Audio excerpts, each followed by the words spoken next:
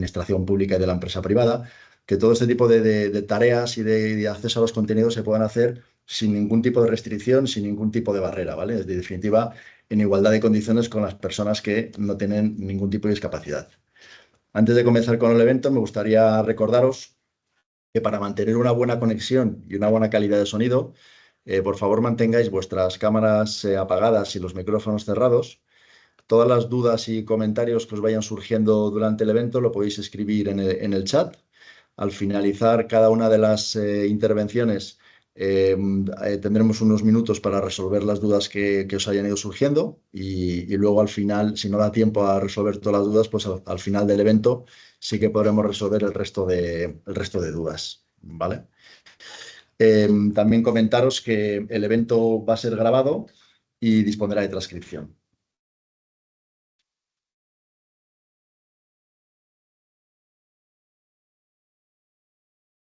Antes de nada, me gustaría presentaros las personas que van a intervenir en el Accessibility Day de hoy. Por orden de intervención, tenemos a Loic Martínez Norman. Loic Martínez ha colaborado con MTP en anteriores ocasiones, tanto en otros eventos como en formaciones y proyectos. Es profesor contratado y doctor de la Universidad Politécnica de Madrid. Es miembro redactor del Estándar Europeo de Accesibilidad TIC, de la norma 301549, con lo cual es una de las personas que más sabe tanto de accesibilidad como de la norma. Y Loic nos va a hacer un poco de historia de las obligaciones que ha habido en España en cuanto a accesibilidad digital, porque todos tenemos en mente, o muy recientes, el Real Decreto 1112/2018 o incluso la Ley 11/2023 del año pasado, que obliga ya a la empresa privada. Pero es verdad que el tema de la accesibilidad digital es algo que viene de muy lejos, viene de principios de los 2000 y bueno, pues Loic nos va a refrescar un poco esta historia de la obligatoriedad de la accesibilidad digital, nos va a hablar también de las normativas actuales y cuáles son los plazos de cumplimiento tanto para la administración pública como para la empresa privada que no son exactamente los mismos. Por otra parte, va a intervenir Óscar García. Óscar es un profesional especializado en lectura fácil y lenguaje claro y nos va a hablar de la importancia del lenguaje claro para cumplir con la normativa europea y dar cobertura a uno de los 4 principios de las pautas de accesibilidad, que es comprensible.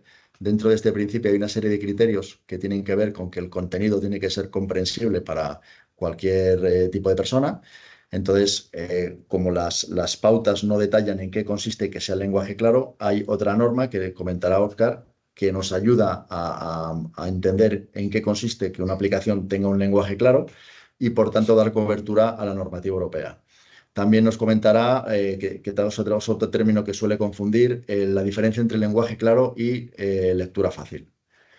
Luego, por último, Afra, que ha colaborado también con MTP en anteriores ocasiones, tanto eventos como proyectos, y que es investigadora en experiencia de usuario accesible y profesora de la Universidad de Lleida, y nos va a hablar de cuáles son las barreras más comunes que dificultan el acceso a la web a nivel mundial y va a compartir pues, soluciones prácticas que ayudan a que los contenidos digitales sean más inclusivos. Por último, yo soy Javier de la Plaza, voy a moderar un poco el debate, las preguntas que vayan surgiendo y iré dando paso a los diferentes ponentes. Yo soy el responsable del área de UX de MTP, desde la que estamos, donde prestamos los servicios de accesibilidad y desde donde estamos promoviendo esta segunda edición del Accessibility Day. También para los que no los conozcáis, a MTP. MTP es la empresa que está organizando este evento. MTP es una empresa que es española, que está especializada en el aseguramiento de la calidad del software y en el aseguramiento del negocio digital, entendiendo el aseguramiento de la calidad del software desde todos los puntos de vista. El software tiene muchísimas aristas en cuanto a atributos de calidad, rendimiento, funcional, accesibilidad, usabilidad, seguridad. Entonces, nosotros nos dedicamos a asegurar la calidad del software desde todos estos prismas. Llevamos más de 25 años de trayectoria. La empresa se fundó en el año 97. La sede está en Madrid, aunque tiene oficinas en otras partes de España, como Alicante, Almería, Sevilla, también en otras partes del mundo, en Estados Unidos, en México y Brasil. Y bueno, tenemos proyectos a nivel mundial, ¿vale? Entonces, por destacar algunas de las principales valores sobre los que se asienta la empresa, yo destacaría, en primer lugar, la especialización. MTP es una empresa de nicho que está enfocada a asegurar la calidad del software, es decir, nosotros no desarrollamos software, sino que nos dedicamos a asegurar la calidad del software que han desarrollado terceros. Por ello, nosotros entendemos las pruebas como una profesión y, por tanto, pues todo el equipo de MTP, las cerca de 1000 personas que forman el equipo, están todas especializadas, tienen certificaciones, son expertas en las herramientas en función del tipo de pruebas que tienen que hacer. Por otro lado, también me gustaría destacar la independencia, es decir, MTP es una empresa que no está asociada con ninguna empresa que desarrolla. Tenemos total independencia para poder hacer las pruebas necesarias y poder detectar todos los defectos, porque no tenemos ninguna vinculación con el desarrollo, ¿vale? También destacar la eficiencia. En definitiva, las pruebas son finitas, es decir, hay que ser lo más eficiente posible para detectar el máximo número de defectos en el mínimo tiempo y con el mínimo coste hacia nuestros clientes. Prueba de ello, estamos certificados en TMMI nivel 5, que es el máximo nivel de madurez desde el 2013, y una de las premisas de TMMI es justamente que hay que hacer las pruebas de tal forma que sean lo más eficientes posibles. También destacar la innovación. En el mundo TI en el que vivimos ahora mismo, lo que hoy funciona dentro de un mes seguramente ha quedado obsoleto. Por tanto, en MTP tenemos un departamento que se dedica a la innovación.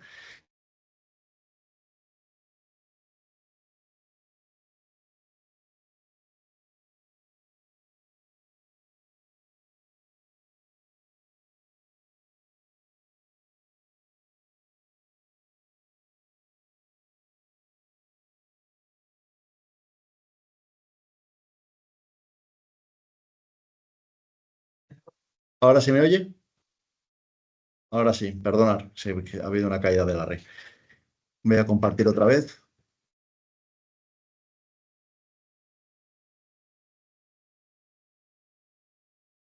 Y bueno, por último, destacar, como decía, la innovación. Tenemos un departamento de innovación que está continuamente innovando acerca de servicios, productos, inteligencia artificial, etcétera. La vinculación que tiene MTP con el mundo de la accesibilidad, llevamos más de 10 años prestando servicios de accesibilidad. Tenemos un equipo multidisciplinar con personas de desarrollo, de diseño UX, testers, automatizadores que son expertos en accesibilidad para prestar servicios pues, como diseño y maquetación accesible. Damos soporte a nuestros clientes, a los equipos de diseño y desarrollo de nuestros clientes para que aquello que están construyendo sea accesible desde la fase de conceptualización del producto. Hacemos auditorías de accesibilidad con informes en los que indicamos cómo corregir los problemas de accesibilidad. Tenemos nuestro sello de certificación que se llama de Inclusive, que puede certificar tanto un producto en concreto, es decir, por ejemplo, una web, como también la certificación de accesibilidad a la organización en su conjunto. Ayudamos a nuestros clientes de la administración pública a generar los informes IRA. También tenemos servicios de generación de documentación accesible o, bueno, formación en accesibilidad tanto técnica como más a nivel normativo. También en MTP tenemos una fundación, la Fundación MTP, que justamente lo que pretende es ayudar a cualquier colectivo con dificultades para acceder al mundo digital, haciendo pues, todo tipo de iniciativas, como ceder equipos portátiles, como dar charlas a personas mayores acerca de cómo utilizar la banca online, a personas a lo mejor que tienen más problemas para acceder a las tecnologías, pues tenemos una fundación que justamente se dedica a esto. Y por último, pues ya me gustaría dar paso a los diferentes ponentes. Os voy a recordar el temario. Primero vamos a hablar, Loic nos va a contar cuáles son las obligaciones de la accesibilidad TIC, qué es lo que tenemos que saber, cuál es la historia de las normativas en accesibilidad para prepararnos para lo que nos viene encima. Luego Oscar nos va a hablar del lenguaje claro, cuál es el impacto que tiene el lenguaje claro sobre la tecnología y sobre las diferentes aplicaciones. Y por último, Afra nos va a comentar, nos va a hablar de cuáles son las barreras más habituales de las webs y cómo solucionarlas a nivel práctico para que sean lo más inclusivas posibles. Entonces, bueno, si os parece, Loic, te doy paso. Comparte tu pantalla, por favor. Buenos días. Estoy en ello.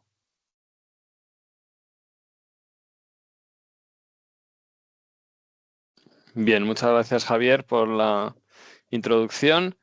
Buenos días a todo el mundo. Voy a empezar mi ponencia sobre obligaciones legales. Espero que todo se vea bien y si no, os pido que me aviséis. Bueno, Voy a empezar la presentación con una historia personal. Como ha dicho Javier, llevo implicado en este tema mucho tiempo, tanto o más incluso, pero bueno. En septiembre de 2007 pasaron dos cosas importantes en mi vida. La más importante es que nació mi hijo más pequeño, mi hijo menor, que nació justo en septiembre de 2027, pero ese mismo día fui nominado como parte del primer equipo de expertos del mandato 376 de la Comisión Europea para que se hiciera desarrollos en estándares de accesibilidad, incluyendo un trabajo que terminó en el estándar 301-549. Han pasado ya 17 años, ahora en octubre, mi hijo tiene ya 17 años y el estándar también ha crecido y ahora tiene 186 páginas y más que va a tener en el futuro. Entonces aquí veis la evolución un poco desde la primera edición de 2014 hasta la última oficial de 2021. Os voy a contar como parte de la charla de hoy hacia dónde va este estándar y por qué. Entonces, los contenidos va a ser un resumen de obligaciones, la relación que hay entre obligaciones legales y estándares, una muy breve historia de las obligaciones ya existentes, hablaros de la legislación actual más importante a nivel europeo y que está toda transpuesta en España, qué productos y servicios se ven afectados por la última de estas legislaciones, el Acta Europea de Accesibilidad, y luego los nuevos estándares que van a llegar y la evolución del estándar 301-549. Empezando por los conceptos básicos, la legislación lo que hace es establecer las obligaciones legales que hay que cumplir. Puede estar dirigida a la administración pública o puede estar dirigida a entidades privadas. Se puede legislar sobre productos, servicios o ambos. Y en general normalmente no recoge requisitos concretos o muy detallados. Y esto es muy importante, incluso la última, que es el Acta de Accesibilidad Web, tiene una serie de requisitos, pero no son extremadamente detallados. ¿Dónde están esos requisitos detallados que sirven para cumplir la ley? Pues están en los estándares. Los estándares son los que definen requisitos detallados, que en general y normalmente el hecho de que exista un estándar en un ámbito no implica que sea obligatorio cumplir con el estándar, pero hay ocasiones, y esta es una de ellas, en las cuales los estándares se desarrollan para dar apoyo a la legislación. En el contexto europeo eso se llama un estándar armonizado. Y el estándar 301-549 que ya he mencionado es precisamente eso, un estándar armonizado que hoy da soporte a una de las dos legislaciones europeas de accesibilidad y que dentro de poco dará soporte a la segunda.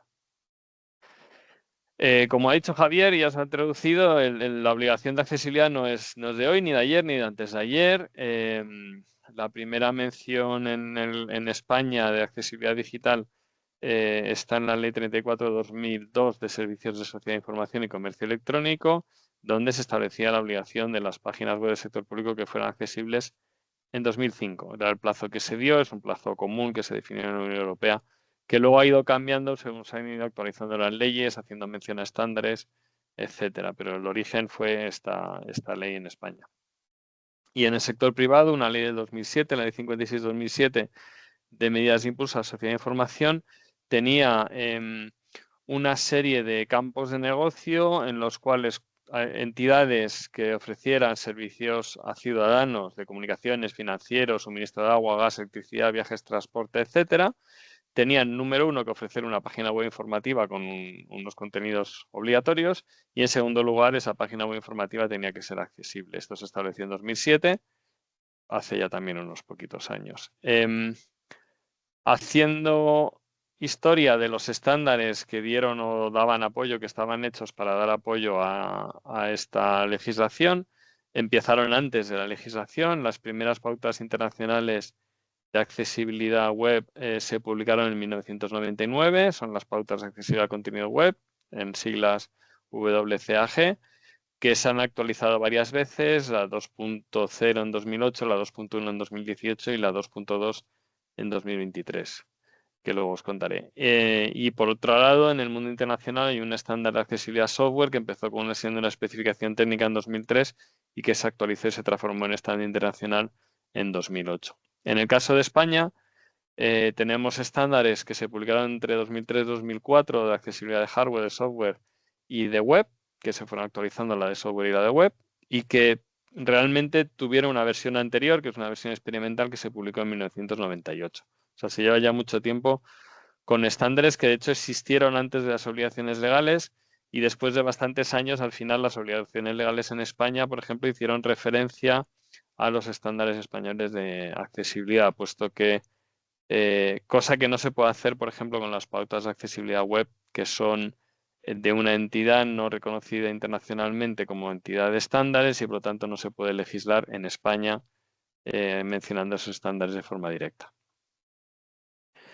Bueno, avanzando a lo que ya está vigente y nos está llegando, tenemos por un lado en el sector público la directiva 2102 de accesibilidad web, que es el Web Accessibility Directive en las siglas en inglés. Aplica al sector público de todo tipo, nacional, autonómico, local, y aplica a las páginas web y a las aplicaciones móviles. Y en España está traspuesta en el Real Decreto 1112 de 2018. Para esa directiva y para esta ley española es para la que ahora mismo es estándar armonizado el estándar 301-549. En el sector privado tenemos la nueva ley europea de accesibilidad, la European Accessibility Act de 2019, que aplica a productos y servicios puestos en el mercado europeo, que normalmente prácticamente todo se refiere a productos y servicios que tengan componente de tecnología de información y comunicaciones, y que en España se traspuso en una ley que transpone varias directivas europeas, incluyendo esta, que es la Ley 11 de 2023. Bien, voy a contar los productos que se ven afectados por esta legislación europea y los servicios, y luego hablamos de plazos y luego seguiré desarrollando el estándar europeo y lo que está cambiando. Entonces, productos afectados por esta Acta Europea de Accesibilidad son productos que se pongan en el mercado europeo, que en general suelen tener un sello en el que el fabricante declara que cumple toda la legislación vigente europea, es el sello CE. Entonces, por un lado, tenemos los ordenadores personales y el sistema operativo que se vende con ese ordenador personal. En segundo lugar, tenemos los terminales de autoservicio. Pueden ser cajeros automáticos, los terminales de venta de billetes de transporte público, los kioscos en los que se compra comida en restaurantes de comida rápida, para cualquier tipo de terminal que se pone a disposición del público general. En tercer lugar, tenemos los terminales de telecomunicación, fundamentalmente teléfonos móviles, pero cualquier dispositivo creado para conectarse a las redes de comunicaciones entre personas. En cuarto lugar, los terminales de acceso a los servicios de comunicación audiovisual. Fundamentalmente estamos hablando de las televisores digitales de hoy en día, también de las cajas que se conectan a la red para dejarnos ver televisión, o los pinchos que ponemos en los televisores que también hacen ese trabajo. Y finalmente, los dispositivos que nos permiten leer libros electrónicos, los lectores de libros electrónicos como el que veis en pantalla o los Kindle de Amazon. Esas serían las categorías de productos. Cualquier producto que pertenezca a una de esas categorías que se ponga en el mercado europeo va a tener que cumplir los requisitos de accesibilidad. Y por otro lado están los servicios que se ponen a disposición de los ciudadanos europeos y que también van a tener que cumplir los requisitos de accesibilidad. En primer lugar, tenemos las comunicaciones electrónicas para personas, es decir, todos los operadores de telefonía que nos ofrecen esos servicios de comunicación. En segundo lugar, los servicios de comunicación audiovisual, todas las plataformas donde podemos acceder a contenidos de tipo audiovisual, todas las plataformas de streaming de series, por ejemplo, de música. Los servicios de transporte de viajeros, luego se especifica exactamente qué partes son las que tienen que cumplir requisitos de accesibilidad. Luego os comento un poco, hay la accesibilidad del entorno físico, pero también la accesibilidad de la información que se proporciona, de los terminales donde se compran los billetes, los servicios bancarios para ciudadanos y los servicios en los cuales yo puedo adquirir y los propios libros digitales, serían los libros digitales. Y en último lugar, los servicios de comercio electrónico, que es casi como decir, en mi opinión personal, casi cualquier cosa. O sea, cualquier servicio que se ofrezca a ciudadanos al final es difícil que no encaje en estas categorías. Además, en España, al transponer la directiva y sabiendo que venimos de una ley de 2007 que ya decía que determinados servicios como el suministro de agua tenían que tener una web y la web tenía que ser accesible, en la transposición española se ha recordado y recuperado esos servicios específicos de suministro eléctrico, agua, gas a consumidores, las agencias de viajes y las redes sociales, que en el contexto español también se ven afectados por los mismos requisitos del Acta Europea de Accesibilidad.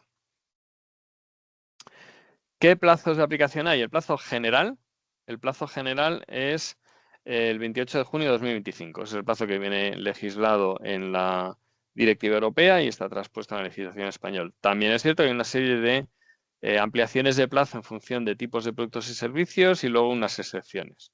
Ampliaciones de plazo, por ejemplo, los servicios que estén funcionando y cumplan toda la legislación vigente antes del 27 de junio de 2025 podrían seguir funcionando sin modificar hasta 5 años más, hasta 2030. Si ya el servicio está funcionando, no es obligatorio que se haga 100% accesible o que cumpla toda la accesibilidad hasta el 2030. Los contratos de una entidad con otra en la que se ha contratado servicios, lo mismo si esos servicios cumplían la legislación vigente en el momento del contrato, pues se pueden mantener hasta un máximo de 5 años. Y los terminales de autoservicio que fueran legales, que estuvieran ya instalados y cumplieran toda la legislación vigente el 27 de junio, pueden mantenerse hasta el final de su vida útil o un máximo de 10 años. ¿Vale? Esas son las ampliaciones de plazos que están legisladas. Yo no soy licenciado en Derecho y hay matices de la legislación que no voy a ser capaz de contestaros, salvo en mi opinión como experto. ¿Vale? Estoy viendo varias preguntas al respecto, así que ya las contestaremos luego. Excepciones, microempresas, empresas con menos de 10 personas, con menos de 2 millones de euros de negocio de balance, no tienen que cumplir estos requisitos legales. Y también dos conceptos que son muy importantes en toda la legislación de accesibilidad desde hace mucho, mucho tiempo, desde, por ejemplo, la sección 508 del Acta de Rehabilitación de Estados Unidos de 1998, que son la modificación sustancial y la carga desproporcionada. Modificación sustancial significa que si para hacerlo accesible el servicio ya no es el mismo, ya deja de ser el mismo, el producto ya no vale porque no es el mismo producto, no hacen las mismas cosas, pues entonces no tengo que poder proporcionar accesibilidad en ese producto. Es una restricción muy, muy fuerte y legal y hay que justificarlo adecuadamente. Y luego está el concepto de carga desproporcional, en el cual imaginamos tenemos un producto pequeño, una aplicación pequeña y trabajamos. Está muy alineado con las microempresas. Las microempresas es una restricción específica por el tipo de empresa, pero la carga desproporcional es si el presupuesto de hacer accesible algo es enormemente grande con respecto al presupuesto normal de actividad del producto o servicio que nos ocupa, pues podríamos alegar carga desproporcionada. Pero igual, los dos son requisitos legales fuertes y hay que demostrar que efectivamente estamos en uno de los dos casos.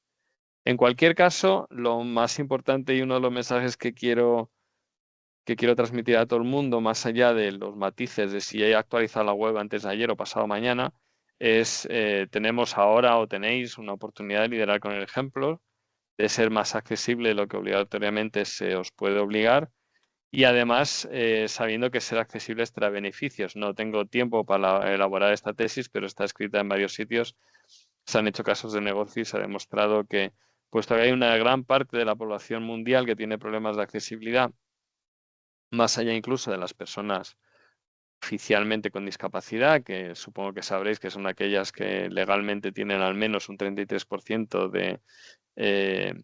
de problema en una de sus funciones del cuerpo, entonces hay mucha gente que se beneficia por ser accesibles, que seamos accesibles. Terminaré con algo más sobre este tema. Vale, los requisitos de accesibilidad del Acta Europea de Accesibilidad, como he dicho, hay una serie de requisitos legales en la propia Acta, en la Directiva Europea, que son por categorías de producto y servicio, pero que tienen poco nivel de detalle. Y se espera y va a haber requisitos técnicos detallados que van a estar definidos en esos estándares europeos armonizados, que las siglas en inglés de un estándar europeo armonizado son HEN, H de Harmonized, y EN de estándar europeo. En ese marco, lo que se supone, y es una herramienta para facilitar el trabajo de las entidades que tienen que demostrar que son accesibles, es que si se demuestra que cumplimos con un estándar europeo armonizado, entonces implica que suponemos que cumple con la ley. No hay que demostrar que cumplimos con la ley, sino que cumplimos con el estándar. Para eso, esos estándares armonizados están publicados en el Boletín Oficial de la Unión Europea. Entonces, primero hay que hacer el estándar, hay que aprobarlo y una vez que está aprobado, la Comisión Europea lo revisa y si ve que está todo en orden, digamos, le da el respaldo oficial como estándar armonizado. En el caso concreto, puesto que hay bastantes productos y servicios y afecta a varias partes de los productos y de los servicios, hay una necesidad de actualizar y crear estándares, y que es un mandato reciente de la Unión Europea, el mandato 587, que se dirigió a los 3 organismos europeos de estándares, CENELEC y ETSI, para que, por un lado, actualizaran estándares que ya existen, el estándar de accesibilidad TIC que ya he comentado y que voy a explicar luego, el estándar europeo sobre el proceso y diseño para todos y el estándar europeo que define requisitos de accesibilidad del entorno construido. Y además de esos que son estándares ya existentes que se van a actualizar, se pide que se haga nuevos estándares sobre información no digital, sobre los servicios de soporte y atención al cliente o al ciudadano y sobre las llamadas de emergencia accesibles. En eso se está trabajando para hacer estándares específicos en esos temas. El núcleo de lo que me queda de conversación por el impacto que tiene y dado que aplica a productos y servicios TIC es el estándar europeo 301-549. Esta es la portada de la última versión. Se creó inicialmente para dar soporte a las compras públicas en aquel mandato 376 cuando me nombraron experto el mismo día que nació mi hijo y que ahora mismo ya da soporte a la Directiva de Accesibilidad Web de la Administración Pública y en el futuro dará soporte al Acta Europea de Accesibilidad. Aquí veis las versiones en pantalla, la primera de 2014 y con correcciones editoriales en 2015, 2 actualizaciones después en 2018 y 2019 preparando para dar soporte a la Directiva de Accesibilidad Web. La versión actualizada más reciente que da soporte oficial es la versión 3.2.1 de 2021 y se está trabajando en una versión nueva que luego os contaré que incluye. El estándar es grande, es largo, como dije al principio, son 186 páginas en la versión original en inglés, 280 en la edición traducida en español. Ya sabéis que el español siempre es más extenso que el inglés. Tiene 14 capítulos o apartados, de ellos 9 tienen requisitos, 6 anexos. Hay 11 necesidades de usuarios que nos permiten establecer o darnos flexibilidad a la hora de declarar si estamos o no haciendo productos y servicios accesibles, pero luego están los requisitos detallados y 11 recomendaciones, hay 279 requisitos.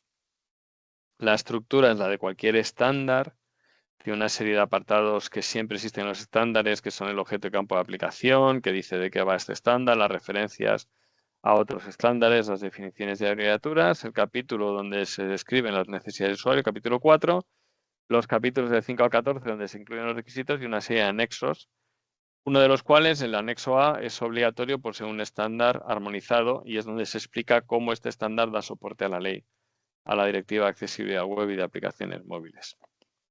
Los capítulos de requisitos están organizados por las propiedades de los productos y servicios, por lo que son capaces de hacer y no por las categorías de productos y servicios.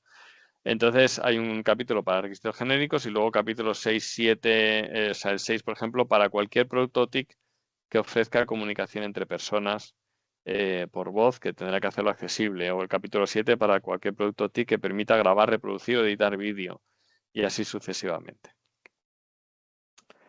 Bien, ¿qué está previsto que ocurra? Y estamos trabajando ahora mismo, el equipo de expertos empezó a trabajar hace ya unos meses, a primeros de año 24, para modificar este estándar para que dé soporte al Acta Europea de Accesibilidad. Por un lado, en la parte que tiene de contenidos web y su derivada en documentos y software, se va a incorporar las pautas 2.2 que se publicaron en octubre de 2023 en el consorcio de la web. Otra parte importante de los cambios que se están haciendo tiene que ver con la comunicación de texto en tiempo real, que es una herramienta esencial para personas sordas. Permite una comunicación en directo equivalente a la comunicación por voz, pero usando texto. Y esto también tiene que dar soporte a las llamadas de emergencia del 112, entonces este se está revisando con mucho cuidado para que se haga lo mejor posible, que todo el mundo pueda implementarlo.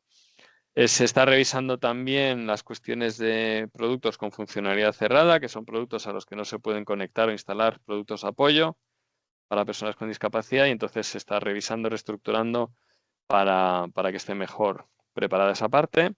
Se revisará si es necesario añadir algo corregir los requisitos existentes cuando se habla de los productos concretos o de servicios concretos, aunque es más que probable que no haya grandes cambios en esta parte.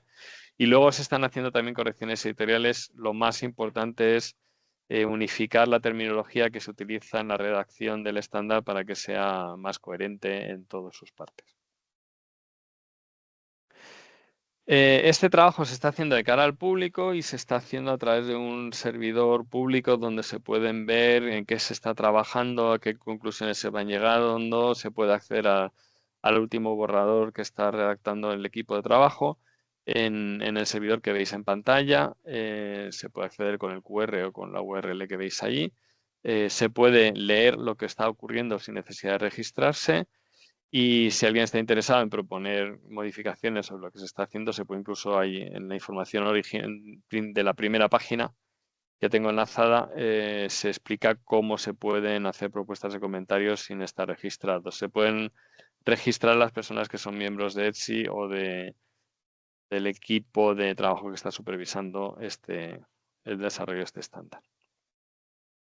Vale, y para terminar, y creo que ha habido muchas preguntas, así que luego las contestaré y no quitar mucho tiempo, simplemente por terminar alegando a la importancia de la accesibilidad. No sé, yo creo que funciona la función de levantar la mano simplemente para ver. Me gustaría que los que estáis presentes, todos aquellos que hayáis usado una silla de ruedas, levantarais la mano ahora mismo.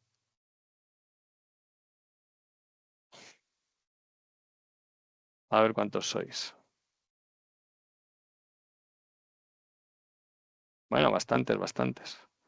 Esto lo he hecho en actos públicos cuando lo he hecho con personas en directo y había casi menos proporción. Bueno, segunda pregunta. Sí, creo que puedo bajar, no sé si yo puedo bajar las manos de todo el mundo. Si no, ya las estáis bajando. Segunda pregunta.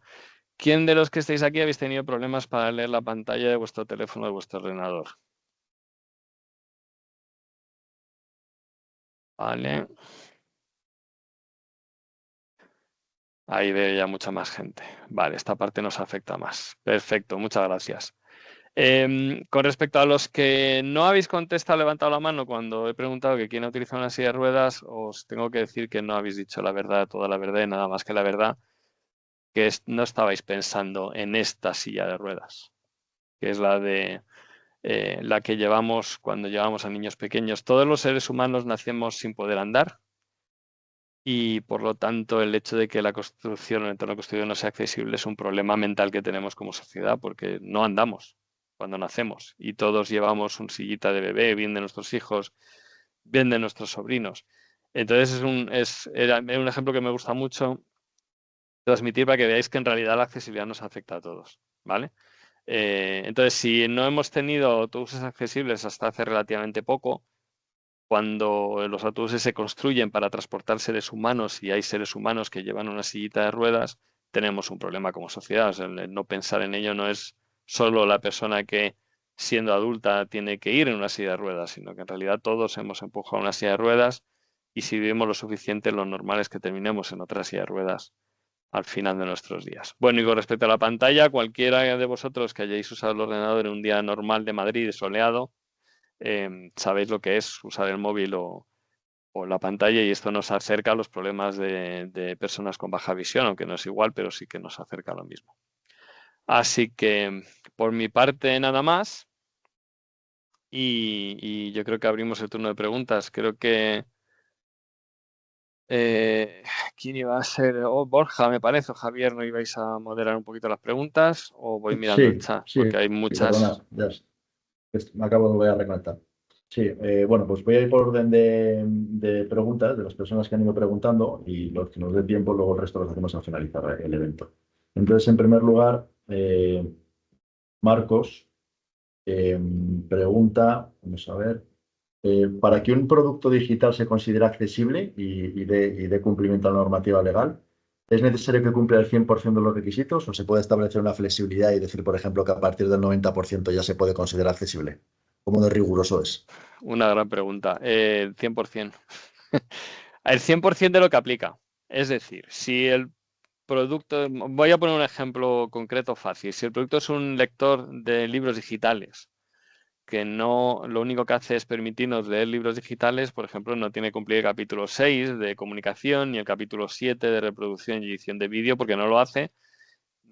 ¿Vale? Entonces tiene que dedicarse al capítulo 5, al capítulo 8 de hardware, porque tiene una parte de hardware, pero tiene una parte pequeña de hardware. El capítulo 8 afecta también a productos instalados o kioscos de información y cosas así, que por supuesto no afectan. Su sistema operativo y su software tiene que cumplir lo que corresponde al capítulo 11 y ya está. Más o menos ese es el resumen. Y si ofrecemos servicio de atención al cliente, pues tenemos el capítulo 12 para eso.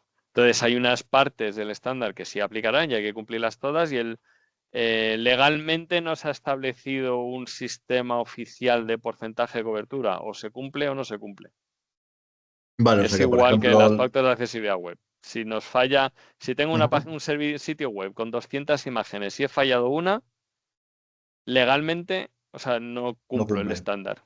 Otra cosa es que la realidad de la accesibilidad del producto, si esa imagen además es accesoria, no es importante, no es esencial, pues bueno, todo el mundo puede entender que sí es accesible.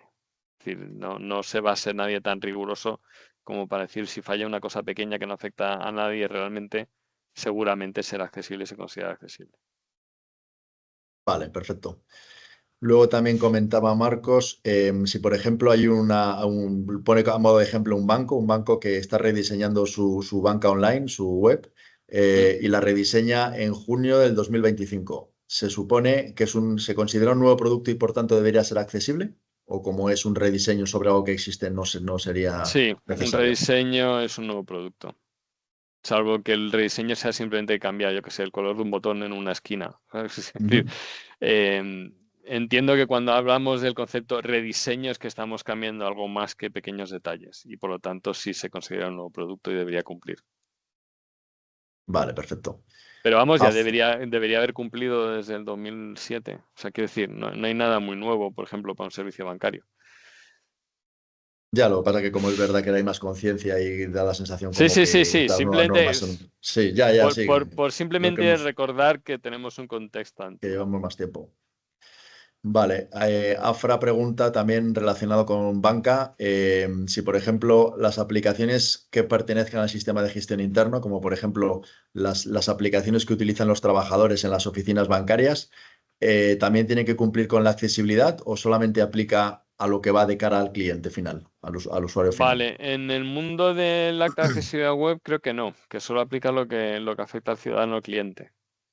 En el mundo de la directiva de accesibilidad web, de aplicaciones móviles y de páginas web de la administración pública, ahí sí, ¿vale? Pero en el mundo privado es lo que se pone a disposición de los clientes y ciudadanos. O sea que, Entonces por creo que ejemplo, no. también la intranet de una empresa tampoco sería obligatorio, ¿no?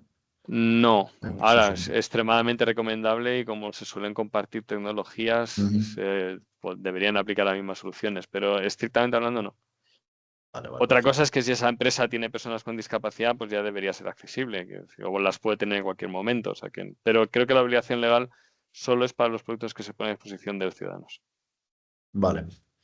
Pues si os parece, el resto de preguntas, que hay alguna más, bueno, hay bastantes más, las vemos al finalizar el evento, ¿vale? Vale, Para dar paso perfecto. ahora, vamos a dar paso a Óscar y luego ya continuamos con las preguntas, ¿vale? Vale, pues Muchas muchas gracias, Loic. gracias a vosotros. Óscar, pues si quieres, comparte pantalla. De acuerdo, buenos días. Muchas gracias, Javier. Gracias a ti.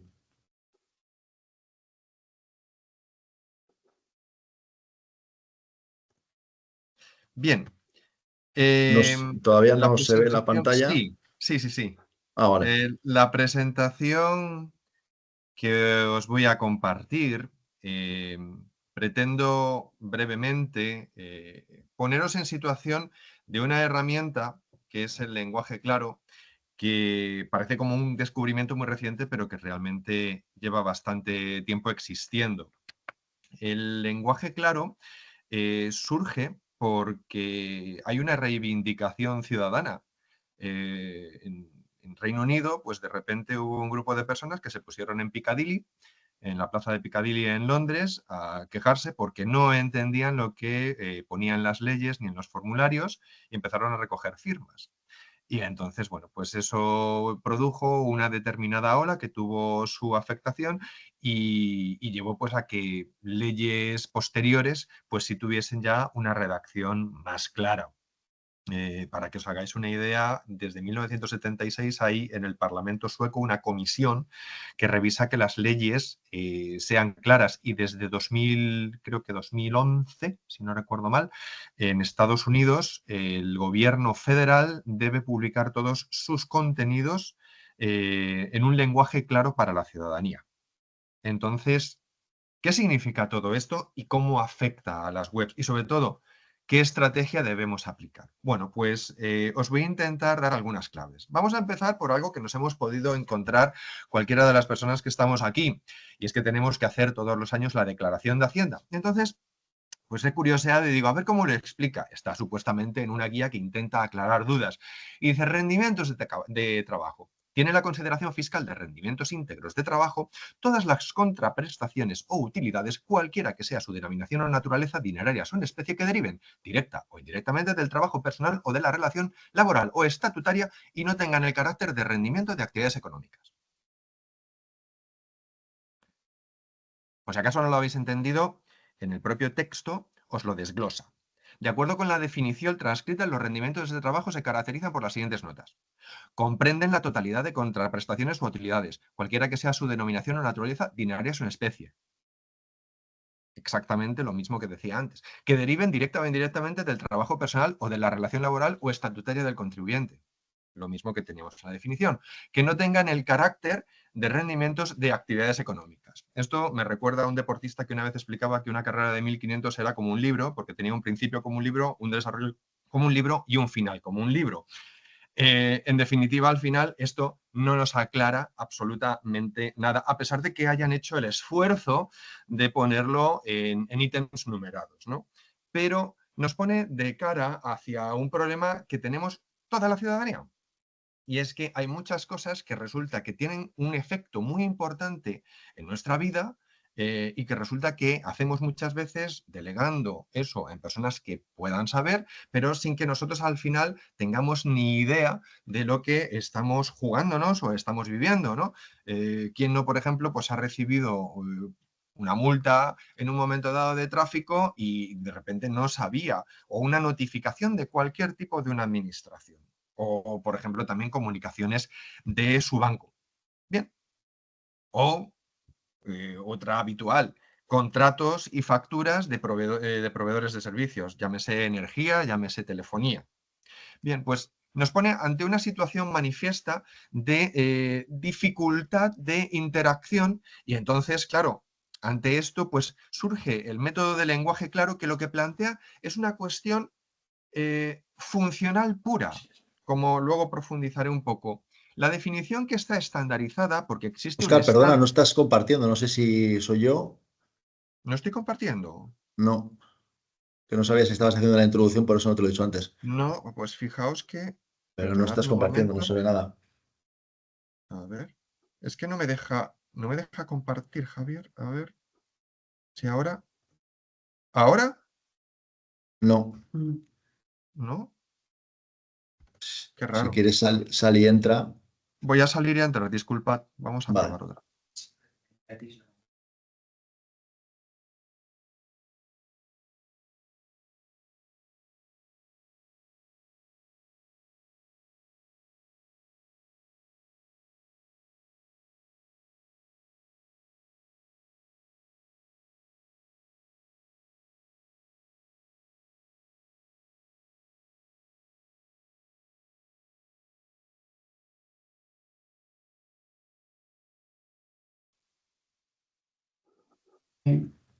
Porque ya te vemos por aquí. Vamos a Ahora ya probar te otra vez, vemos. Sí. si funciona adecuadamente. Además, antes no te veíamos, ahora sí, o sea que yo creo que está todo relacionado. Ah, bueno, vaya por Dios. Bueno. ¿Veis ahora la presentación? Ahora sí. Perfecto. Bien. Bueno, no voy a repetir lo que he comentado, pero sí os enseño el texto para poneros en situación. Que en el primer párrafo, como veis aquí, aparece una definición de lo que son rendimientos íntegros del trabajo, pero que luego nos hace el favor de ponérnoslo en ítems individuales para que lo podamos comprender mejor por separado, por si todo seguido no lo hemos comprendido, ¿no? Entonces, lo que os quería plantear es que efectivamente esta metodología del lenguaje claro, al final, es reciente, pero que deriva efectivamente de algo que es connatural al ser humano, que es por qué cuando hablamos a una determinada persona no lo hacemos igual que con otra. Es decir, adaptamos el lenguaje siempre al interlocutor. Bueno, pues eso es una de las bases de la funcionalidad del lenguaje claro. Existe, como os decía, una norma técnica, un estándar, que es la originalmente en inglés, la ISO 24495-1 de 2023, que se ha traducido al español y que mencionó ahí debajo que veis, la UNE ISO 24495-1-2024. La norma, esta norma tiene esta primera parte, de ahí el 1 que aparece al lado del guión, y esta norma marca los principios generales. Hay otras dos que se están redactando que afectarán al lenguaje jurídico y al lenguaje científico. Como veis por la definición, he marcado en azul las 4 palabras esenciales que marcan esta metodología, y es información necesaria, que se encuentra fácilmente, que se comprende y que se usa.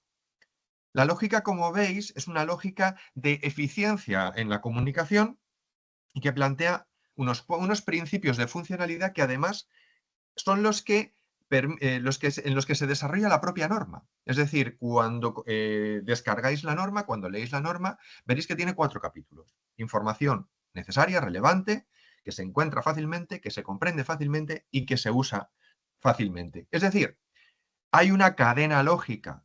Yo no estoy interesado por toda la información. Y yo, como emisor de información, tampoco tengo necesidad de contar todo, sino lo que afecta realmente al público que me escucha, o con el cual estoy, o para el que le escribo.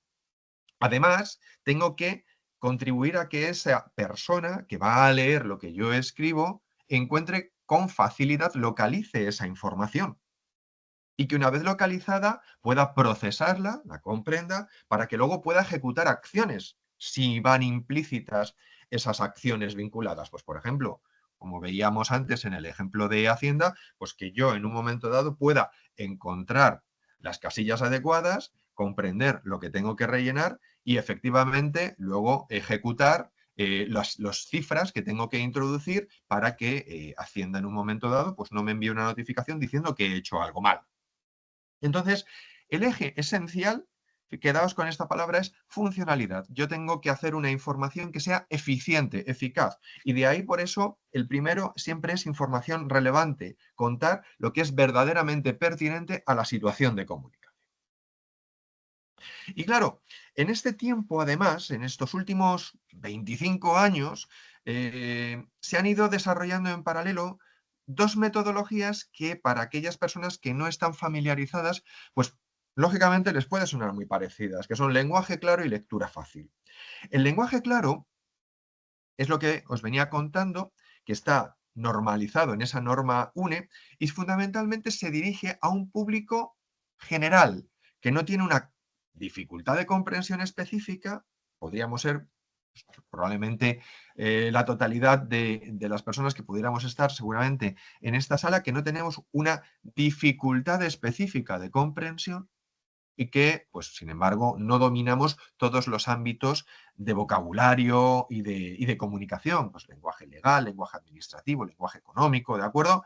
Y entonces por eso tiene ese enfoque tan práctico el lenguaje claro. Es más, se está promoviendo incluso que el lenguaje claro se vaya más allá de simplemente la comunicación hacia público que no esté familiarizado con un vocabulario o con un determinado contexto de conocimiento, sino también internamente, porque han descubierto abogados, científicos, que cuando se escriben a lo mejor entre ellos tampoco se comprenden. Y a lo mejor que es interesante también empezar entre ellos a utilizar el lenguaje claro. Y luego hay también una cuestión del lenguaje claro, y es que tiene una vocación de sustitución del original. Ya existen contratos, ya existen en algunos países incluso leyes, formularios que están redactados en lenguaje claro y que tienen plena validez. Frente a la lectura fácil, hay que decir que este es una herramienta de accesibilidad. La lectura fácil va orientada a personas que tienen una discapacidad intelectual o una dificultad de comprensión lectora. Pensemos en personas mayores que empiezan a tener algún tipo de deterioro, migrantes no hispanohablantes, es decir, personas que cuando se enfrentan a un texto se encuentran con una barrera real. Y entonces tienen que disponer de determinados mecanismos que se los proporciona la lectura fácil. Y aquí encontramos hasta literatura en lectura fácil. Hay bibliotecas que existen en España que tienen libros que están además marcados con un determinado logotipo identificador y que muestran que eso es lectura fácil. La vocación de la lectura fácil es la complementariedad, es decir, va a la esencia. Frente a la funcionalidad del lenguaje claro, la palabra clave en lectura fácil sería esencia. Y efectivamente, de lo que se trata es de que la persona que tiene esa dificultad de comprensión adquiera el conocimiento básico para poder operar con eso que le cuenta el texto.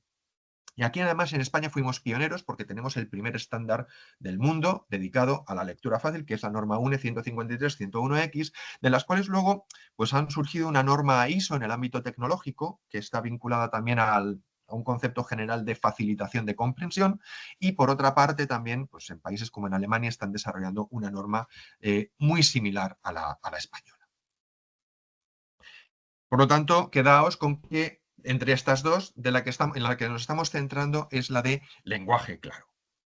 Y claro, el marco normativo que tenemos, ¿cuál es? Pues, a ver, ya ha comentado antes Loic el ámbito que tiene la Ley Europea de Accesibilidad, la Directiva de Accesibilidad de Productos y Servicios, en donde hay varias menciones a lo que citan como lenguaje comprensible. No hablan de lenguaje claro, no hablan de lectura fácil, hablan de que sea comprensible, que se facilite la comprensión. Y hay una nota especial además a la banca en donde se dice incluso que los contenidos que produzca la banca para sus clientes, los servicios financieros en general, deben tener un nivel máximo de dificultad de comprensión equivalente al B2 del Marco Europeo de Lenguas. Sabéis que cuando estudiamos un idioma, vamos progresando por cursos A1, A2, B1, B2, C1, C2, ¿no?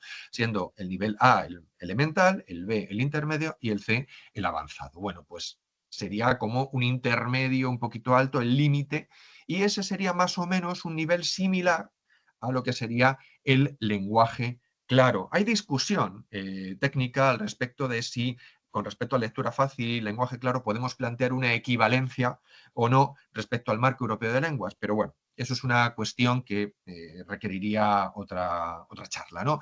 Y luego la propia directiva de accesibilidad de webs y apps, que está en coherencia con las normas que ha detallado anteriormente el OIC, las WCAG, pues efectivamente hay un principio que marcan esas pautas que son las de comprensión. Y además, incluso en el propio estándar, pues se indican esas bases de que tiene que tener un lenguaje más sencillo, unas frases fáciles, que no haya muchas negativas. Bueno, son algunas de las cuestiones que también se citan dentro de lo que es el lenguaje claro. En España, sin embargo, todo es un poco más caótico. No tenemos una sistemática, sino que tenemos una legislación nacional muy dispersa. Sí hay algunas menciones en la legislación de protección al consumidor, en transparencia, en justicia, el procedimiento administrativo común.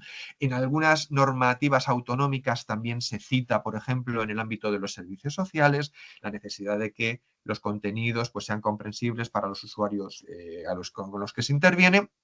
Pero no existe una ley de lenguaje claro, pues como por ejemplo os he citado el decreto que existe en Estados Unidos cuando era el presidente Obama, en donde se dice, no, toda la administración federal debe producir sus contenidos en lenguaje claro, que sea comprensible para la ciudadanía. Eso todavía aquí no existe. Sí tenemos, como os decía, esos estándares que os mencioné inicialmente, esa norma UNE, que tendrá esas dos partes más del lenguaje jurídico y lenguaje científico, y luego, como también os comentaba, la norma europea, el estándar europeo, que aquí en España está traducido como UNE-N 301-540. Entonces, se dice claramente que los contenidos deben ser legibles y comprensibles. Claro, ahora con esto de que viene el plazo de junio de 2025, hay cierto revuelo. Dios mío, que tenemos que hacer todo comprensible. Pero a ver, la directiva ya estaba desde 2019 y los principios WCAG que marcan la comprensión estaban ya desde finales del siglo pasado. Por lo tanto, Vamos a ponerlo todo en la perspectiva adecuada para saber cómo tenemos que cumplir con las cuestiones que se nos van marcando. Y no hay que esperar necesariamente al último momento. Pero además yo quiero incidir en algo que también ha mencionado antes Loic. Es que la accesibilidad trae beneficios más allá de lo que nos exige la propia legislación. Entonces, hablar de lenguaje claro supone mejorar la relación con los clientes, tener más reputación y conseguir además que con esa reputación ampliemos nuestro negocio. Supone un ahorro de costes. ¿Habéis pensado alguna vez en la cantidad de horas que se consumen atendiendo reclamaciones porque determinada comunicación no es comprensible o porque ha habido algún malentendido? Esas son horas de trabajo que son pagadas con salarios y que esos salarios a lo mejor esas personas podían estar dedicadas a actividades más productivas. Y luego también hay una cuestión que facilita el ahorro de costes que tiene que ver con que un lenguaje claro facilita las traducciones, facilita la adaptación a otros sistemas y también facilita la multicanalidad en un entorno digital donde proveemos muchos audios, muchos vídeos, ¿no? Llegados a este punto, teniendo este marco, pues vamos a ver cuál es el camino a seguir. Bueno, pues os voy a dar, basándonos en los 4 principios que os he comentado, algunas ideas esenciales. En primer lugar, principio de información relevante. Claro, ¿de dónde tomo la información para conocer qué es relevante para mi público? Bueno, pues tenemos muchas fuentes. En primer lugar, las analíticas de la web. Si estamos hablando de aplicar el lenguaje claro en las páginas web, vayamos a nuestras herramientas analíticas y veamos qué es lo que la gente lee, qué es lo que la gente busca, cuáles son las palabras que más aparecen mencionadas, en dónde pueden aparecer incidentes o con qué información aparecen incidencias. Hagamos encuestas también. Y, por supuesto, las reclamaciones son una fuente muy importante porque nos ayudan a detectar fallos. Claro, con las reclamaciones no nos quedemos solo en la gestión, sino hagamos un proceso de calidad en donde reflexionemos con que si hay mucha gente que se queja de algo, pues igual es que tenemos que cambiar el origen para que deje de haber esas reclamaciones. Y muchas veces ese paso no se llega a dar. Y eso es muy importante. Tenemos que tener esa visión de gestión de calidad vinculada a la accesibilidad y, por extensión, al lenguaje claro. ¿Y en qué se concreta este principio de información relevante? Seleccionemos la información, no contemos todo, pero no porque queramos no ser transparentes, sino porque no es necesario contar todo en extremo detalle, sino aquello que nos permite ser eficiente y operativo. Escuchemos al cliente porque puede que el interés que tenga la empresa no necesariamente coincida con el del cliente. Esto no quiere decir que de repente nos encontremos con que no estamos haciendo el negocio adecuado, cuidado. Pero sí que la forma en la que lo contamos o la forma en que estemos enfocándolo esté alejado y eso puede también llevarnos a un fracaso en la comunicación y al negocio. Y luego pensemos, por supuesto, en que esa información cubra una verdadera necesidad. Es decir, que yo resuelva.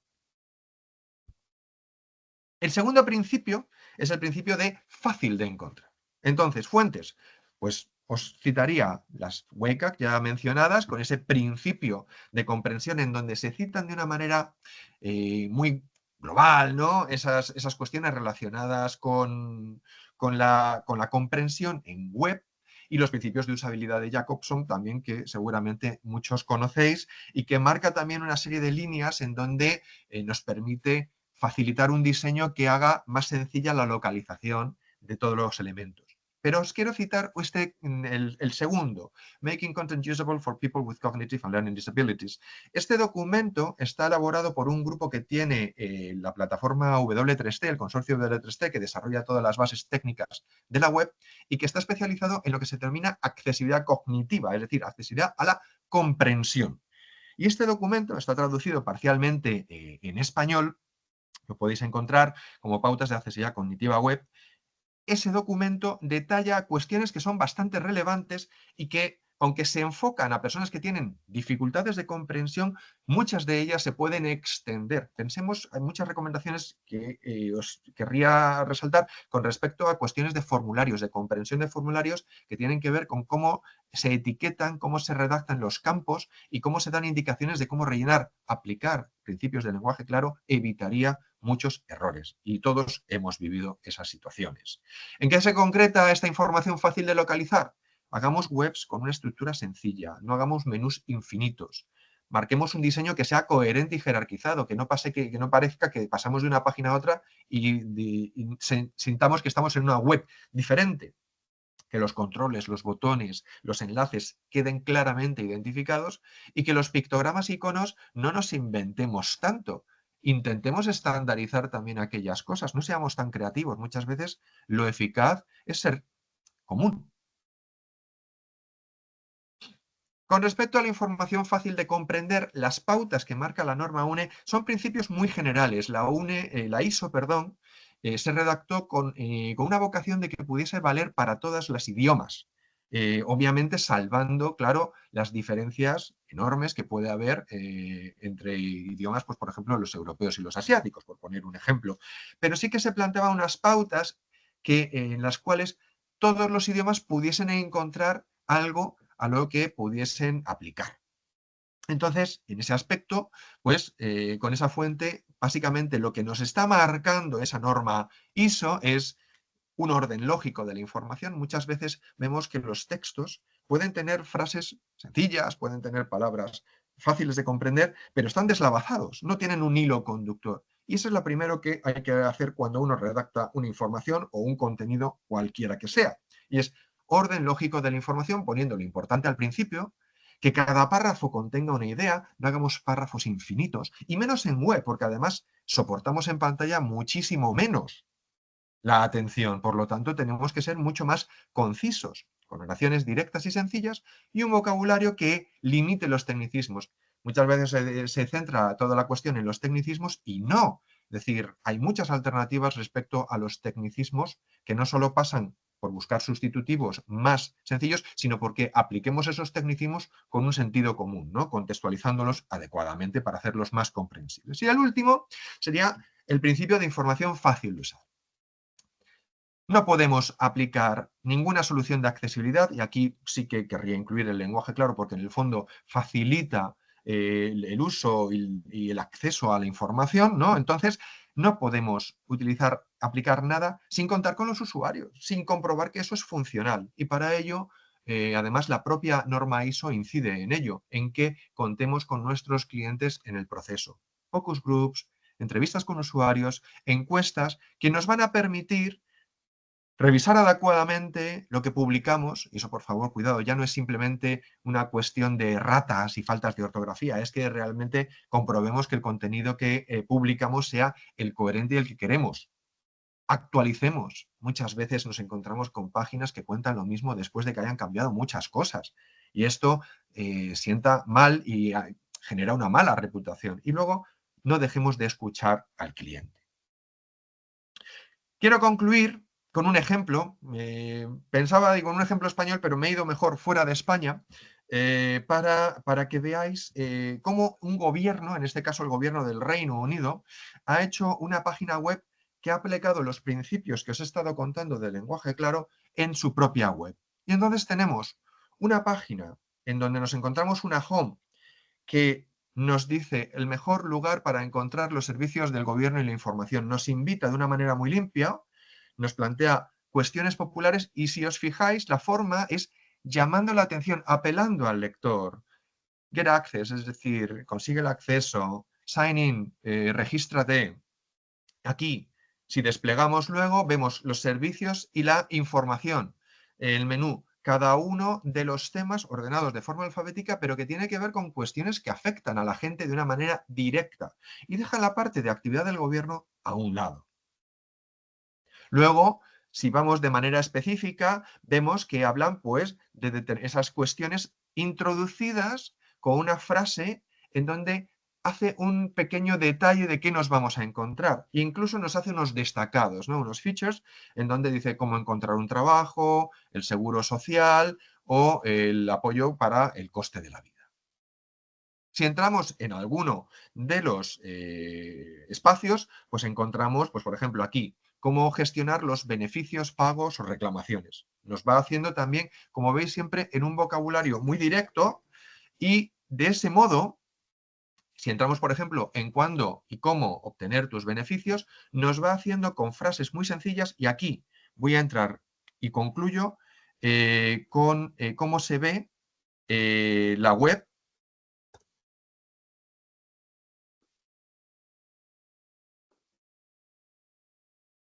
¿Veis la web? ¿Verdad? Sí, sí, se ve, se ve, se ve. Entonces, si vemos el scroll, una pequeña introducción, ¿veis las tablas, la limpieza que tiene para ir localizando cada uno de los datos? Y explicaciones muy sucintas, con algunos destacados en negrita, y que van muy directo al tema. No se enreda con, no veis que menciona ninguna ley, que esto está amparado por la ley de no sé qué, que muchas veces nos encontramos en las páginas en español. Vale, ya sé que está amparado por la ley, pero a mí cuéntame lo que yo necesito. Entonces, en definitiva, con esto quiero concluir la presentación que os hacía.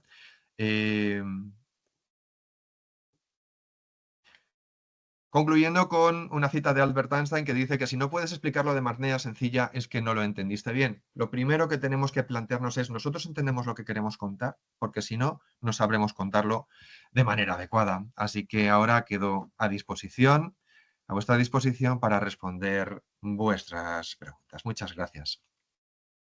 Perfecto, pues muchas gracias, Óscar. Bueno, ha surgido varias preguntas, vamos a abordar las que nos dé tiempo antes de 1:15. Ayelén comenta o pregunta, ¿cómo se puede certificar que una web esté en lenguaje claro? Y también pregunta, ¿qué tipo de usuario deberíamos tener en cuenta para incluir en nuestros proyectos? A ver, empiezo por la segunda. El tipo de usuario es el perfil medio de ciudadano que esté utilizando aquellos servicios que en un momento dado tenéis que testar. Es decir, si hablamos, por ejemplo, de seguros, pues tendremos que contar con un público que mínimamente conozca algo de seguros, porque si partimos de cero, de que no han tenido contacto con seguros, pues sería como hacer algo demasiado amplio. Entonces, sí que tenemos que contar con que hay un conocimiento mínimo del producto o servicio que se está testando para saber si está redactado de forma clara el contenido. Y con respecto a la certificación, ahora mismo no existen certificaciones. Y cuando digo que no existen certificaciones, es que no existe la norma ISO actual con un esquema de certificación y que alguien tenga que pasar un examen. Es decir, que haya un tercero, un certificador, que diga voy a tu empresa y compruebo que tú lo has hecho en lenguaje claro. Eso no lo hay. Hay empresas que sí ponen sus sellos, pero diciendo que el proyecto que ellos hacen lo hacen en lenguaje claro. Enhorabuena. Pero no pasan por el examen de un tercero. Por lo tanto, ahora mismo la norma, además ISO, no nació con vocación de ser certificable. Otra cosa es que luego a futuro se vean esquemas de certificación que se puedan desarrollar. Vale, perfecto. También María Teresa García pregunta que si crees que el ámbito administrativo acabará asumiendo un lenguaje más claro. Se habla mucho, pero hay poco a la práctica y me gustaría saber si existe alguna normativa que obligue en este sentido o por lo menos algún manual oficial que permita traducir las comunicaciones oficiales al ciudadano. Parece que la complejidad otorgue una cierta seriedad. Hay muchísimos manuales en las comunidades autónomas, se está haciendo formación también a nivel de Administración General del Estado, hay proyectos incluso en la agencia tributaria relacionados con lenguaje claro. Entonces, sí, pero no existe esa obligación legal. Hay menciones genéricas, de hecho, por ejemplo, la ley de defensa en justicia que se plantea ahora va a introducir el concepto de lenguaje claro, pero claro, si tú no mencionas qué significa lenguaje claro, lo dejas un poco en el limbo.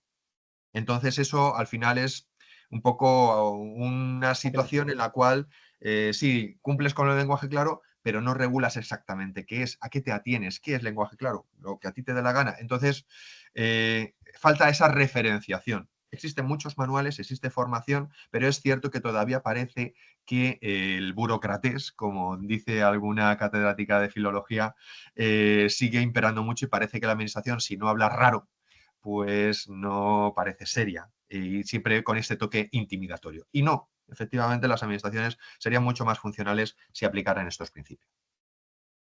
Perfecto, pues muchas gracias, Óscar. ¿Queda alguna pregunta más? Si os parece, la posponemos al final del evento, de cuando Perfecto. termine AFRA, ¿vale? Y ya vamos abordando el resto de preguntas. Pues nada, lo dicho, muchas gracias, Óscar. Voy a dar paso ahora a Afra para que haga su intervención. Afra, adelante. Hola, buenas tardes. ¿Me escucháis? Sí, sí, se escucha y se ve tu pantalla perfectamente. Se ve la pantalla, vale. Voy a poner la presentación en modo presentación. Bueno, primero de todo, quiero agradecer a MTP por haberme invitado a esta jornada de divulgación y concienciación en accesibilidad web y sobre todo promover su aplicación en el entorno de empresas y de administraciones. Mi nombre es Dafra Pascual Almenara, soy investigadora en experiencia de usuario accesible y profesora en la Universidad de Lérida. Formo parte de un grupo de investigación, el Grupo de Investigación en Interacción Persona-Ordenador, GRIO, y también de la Xarxa Accesscat, que es la red de innovación de accesibilidad en Cataluña. La presentación que voy a realizar es Descubre las barreras de accesibilidad de las webs y cómo solucionarlas para que sean más inclusivas. He de decir que es una presentación mucho más práctica que las dos presentaciones anteriores y sobre todo he querido ser muy rigurosa a la hora de presentar los problemas para intentar que cualquier persona sin unos conocimientos técnicos en lenguaje HTML, porque realmente las barreras llegan a este nivel, pueda comprender por qué ocurren estos problemas y estas barreras. A nivel mundial, no sé si conocen que este nivel de accesibilidad es muy bajo. Diversos estudios, entre ellos en la Unión Europea, indican que menos del 10% de los sitios web europeos son accesibles. Sin embargo, una consultora llamada WebAIM, en su proyecto titulado 1 Million, en el que analiza 1 millón de páginas web, de las páginas web más referentes, se ha encontrado que menos del 3% de páginas web en todo el mundo son accesibles y que tienen problemas, en este caso, de las pautas WCAG 2.1 debe de ser porque es la que debe de aplicar entonces. Esto es un dato bastante preocupante porque indica que el nivel de acceso a la web es bastante bajo. Entre los problemas que indica este proyecto 1 Million se encuentran los siguientes. De las páginas analizadas, solo se han analizado las páginas web que son las páginas de inicio y más de un 75% se ve una evolución a lo largo de los 6 años que ha durado el proyecto. Los textos continúan siendo con bajo contraste. Alrededor del 50% de las páginas web evaluadas tienen imágenes sin textos alternativos adecuados, formularios sin etiquetas correctas y enlaces vacíos. Y alrededor del 25% de estas páginas web no disponen de textos que indica al clicar el botón el usuario y tampoco el lenguaje en el que se ha escrito el documento. Sin embargo, todos estos son problemas de verificación automática, puesto que WebAIM dispone de un evaluador llamado Wave y es el que utilizan para este proyecto concreto. ¿Pero qué ocurre con las barreras de verificación manual? Recordemos que siempre es necesario en una evaluación no solo el uso de herramientas automáticas o semiautomáticas, sino también la verificación a través de un experto evaluador. Por ejemplo, una evaluación manual puede estar relacionada con el tabulador. Si no es visible, esta interacción no es adecuada. Así como los textos complejos, como ha explicado Óscar, existe una problemática relacionada con la facilidad de los textos que se transmiten por la web. También existen muchos problemas relacionados con los elementos multimedia, ya sea de audio o vídeo, puesto que lo más habitual es que los vídeos tengan subtitulado, pero también existe la necesidad de incorporar transcripciones o audiodescripciones cuando sea necesario, tanto en vídeo como en audio. Y también existe una cantidad de páginas web que tienen una mala estructura de contenido, que también lo ha comentado Óscar, pero que ayuda a poder comprender de forma más sencilla y navegar por la web para que todos los usuarios puedan interactuar de forma correcta. Estos problemas, pese a que me hubiera gustado también abordarlos en esta presentación, no voy a tener tiempo, así que lo dejamos para otra ocasión si es necesario hacerlo. Con estos problemas que he presentado, podríamos pensar que un Accessibility Overlay podría solucionar el problema. En muchas ocasiones nos encontramos elementos en las páginas web que permiten un acceso, en principio, mucho más fácil para personas que tienen daltonismo o que tienen trastornos de atención o de ceguera. Sin embargo, como veremos, o como podríamos tener en cuenta, un Accessibility Overlay no es más que una superposición sobre algo que inicialmente ya tiene problemas de accesibilidad. Por tanto, esta superposición podría causar más problemas de acceso, como veremos a continuación. Ahora vamos a ver un vídeo en el que existe una navegación por una web conocida que dispone de este tipo de elementos. Esta navegación es a través del teclado. es una navegación que se ha utilizado con el tabulador para poder observar por dónde aparecen los elementos interactivos interactuales. Y se observa que aparece un momento en el que hay un atrape de teclado. El usuario no puede salir de este punto de la web. Por tanto, este usuario activa la ayuda por teclado y se observa cómo ahora, con esta nueva funcionalidad aplicada en la web, la navegación parece mucho más clara porque se ve dónde está más claramente el foco. Sin embargo, como veremos a continuación, se puede observar que pese a que llega en la parte inferior, empieza a hacer una navegación por elementos inexistentes, donde el texto es vacío y el usuario, utilizando esta ayuda, este overlay, no puede saber en qué está interactuando. Además, cuando ha navegado sin overlay, se ha encontrado un problema de atrape de teclado y ahora mismo continúa habiendo este mismo problema. Por tanto, existen muchos casos en los que los overlay no son del todo útiles para las personas con discapacidad. De hecho, es como si utilizaran un carro del pasado, ¿no? Porque las personas con discapacidad que realmente navegan por la web, cada uno de ellos dispone de un coche de Fórmula 1, porque son herramientas que están adaptadas a sus capacidades y a sus características propias. Por tanto, lo único que necesitan estas personas es que las webs sean accesibles. Es como si una persona fuera con sillas de ruedas por la calle, pero al entrar a una tienda hubiera un bordillo y en este bordillo le hicieran cambiar de silla de ruedas a una mucho más vieja, arcaica, que es utilizada por otras personas. Esta persona perdería su autonomía porque está más acostumbrado a utilizar su silla de ruedas que la que le puedan ofrecer en la tienda. De alguna manera similar es lo que ocurre cuando se utilizan los overlays. Las personas con discapacidad tienen más problemas cuando las webs disponen de estos sistemas. Dejando de lado esta introducción, ahora sí, voy a presentar las 6 barreras más habituales que existen en los sitios web analizados según el proyecto 1 Million. En cada una de ellas he querido ser muy prácticas, como he comentado al inicio. En cada una de ellas he dividido la presentación de cada una en una demostración de qué ocurre en el problema, a quién está impactando, sobre todo a personas con discapacidad, cómo puedo solucionar el problema y finalmente el resultado accesible que ocurre cuando realmente se ha subsanado este problema. Vamos a empezar con la barrera de textos con poco contraste, que recordemos es un problema que ocurre en un 75% más o menos de sitios web evaluados. Por ejemplo, cuando el usuario despliega el menú que aparece en el submenú de un menú principal, podría encontrarse que el texto, por la ocasión, la razón que sea, es de color gris. Esto impacta directamente con el criterio 1.4.3 de contraste mínimo, que es un nivel obligatorio por la legislación.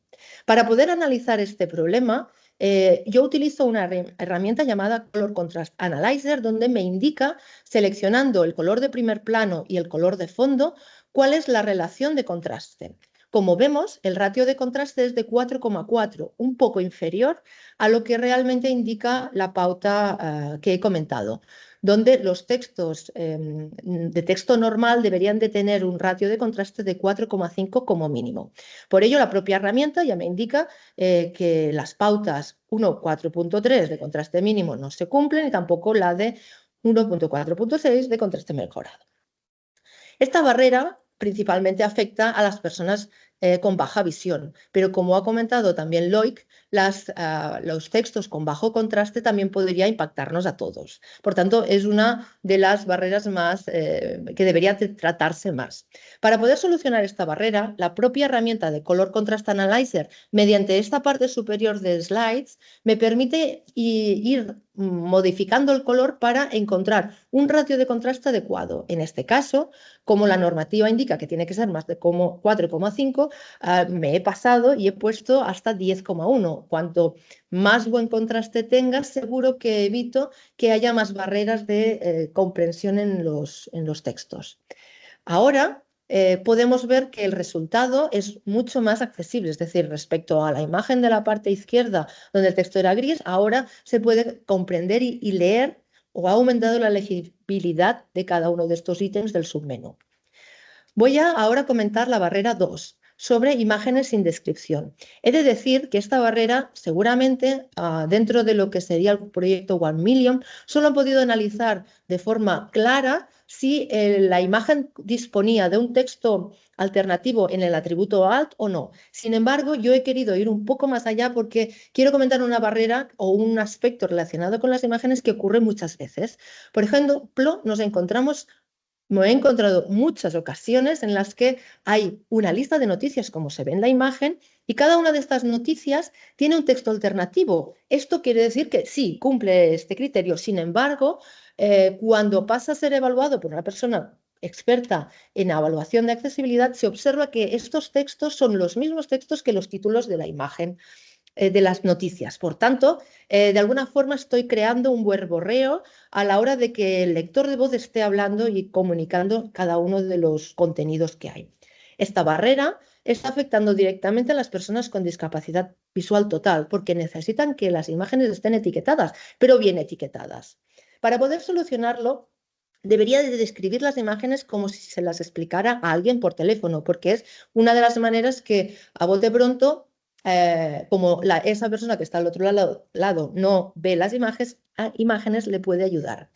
El resultado accesible, en mi opinión, las imágenes que están acompañando un texto que es una noticia, son imágenes que podrían considerarse decorativas. Realmente solo ayudan a las personas que ven para que sea más bonita su navegación. Sin embargo, podríamos a lo mejor indicar en las imágenes que consideramos necesarias un texto alternativo que describa realmente lo que hay en esta imagen. De esta manera, el criterio 1.1.1, que es el primero de todas las pautas WCAG, podía verificarse de forma adecuada. Ahora vamos a entrar una serie de barreras que están muy relacionadas con el código HTML, porque básicamente el evaluador Wave de forma automática únicamente puede analizar código HTML y es donde puede saber con certeza si hay o no un problema relacionado con cada uno de estos elementos. Relacionados con los formularios y los campos que se contienen en ellos, existe una pauta, la 3.3.2, relacionada con etiquetas o instrucciones en las que los campos de texto deben de estar identificados sobre el contenido que debe de indicarse en cada uno de ellos. Como se observa, ahora mismo este formulario de registro no dispone de esta información. Nos vamos a verlo a intentar observar de qué manera se ha descrito desde el punto de vista de HTML este formulario. Si se observa, este formulario dispone de un campo nombre, pero está dentro de parágrafos. Por tanto, no hay una vinculación con el campo de texto. Y además, el input, el cuadro de texto, no se indica de forma escrita, explícita, cuál es el texto que debería de incluirse en este campo de texto. Este es el código HTML, pero existe otra herramienta que es la que utilizan los lectores de voz, que son los árboles de accesibilidad. Bueno, no solo los lectores de voz, sino cualquier herramienta de accesibilidad, ayuda técnica, que lo que hace es recorrer el árbol de HTML y consulta esta información que se puede observar aquí en pantalla. Es una transformación de la imagen anterior, pero directamente con el árbol de accesibilidad. Y se puede observar que el campo textbox no contiene texto y además hay un text static, bueno, que es un nombre, pero no hay una vinculación con cada uno de estos campos. Ahora vamos a ver un vídeo donde se puede leer o escuchar el lector de voz. Y web, contenido web, nivel de encabezamiento 1, formulario de registro, nivel de encabezamiento 2, no accesible. Nombre, editar texto, vacío, apellidos, editar texto, vacío, fecha, editar texto, vacío, enviar, botón. Estás en un elemento. Editar texto, vacío.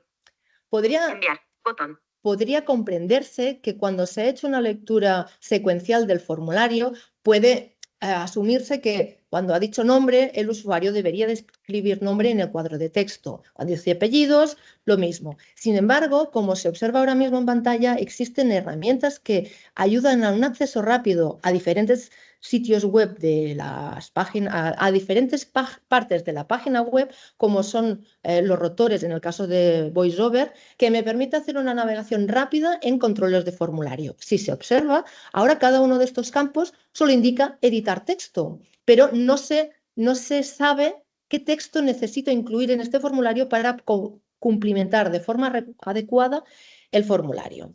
Esta barrera afecta directamente a las personas sin visión, básicamente porque la información que debería de tener estos elementos textual no existe y entonces al no existir no puede transformarse de forma auditiva.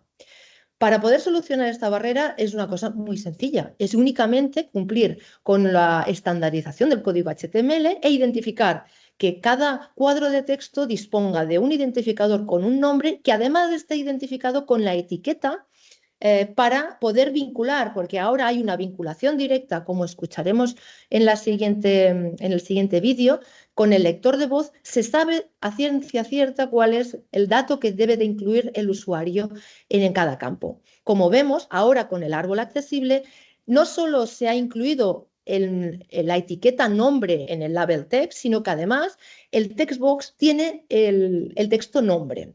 Vamos a escuchar el vídeo, pero bueno, antes quiero presentar esta información ahora de forma accesible, viendo los datos. Ya es un formulario de registro que cumple con el criterio 3.3.2.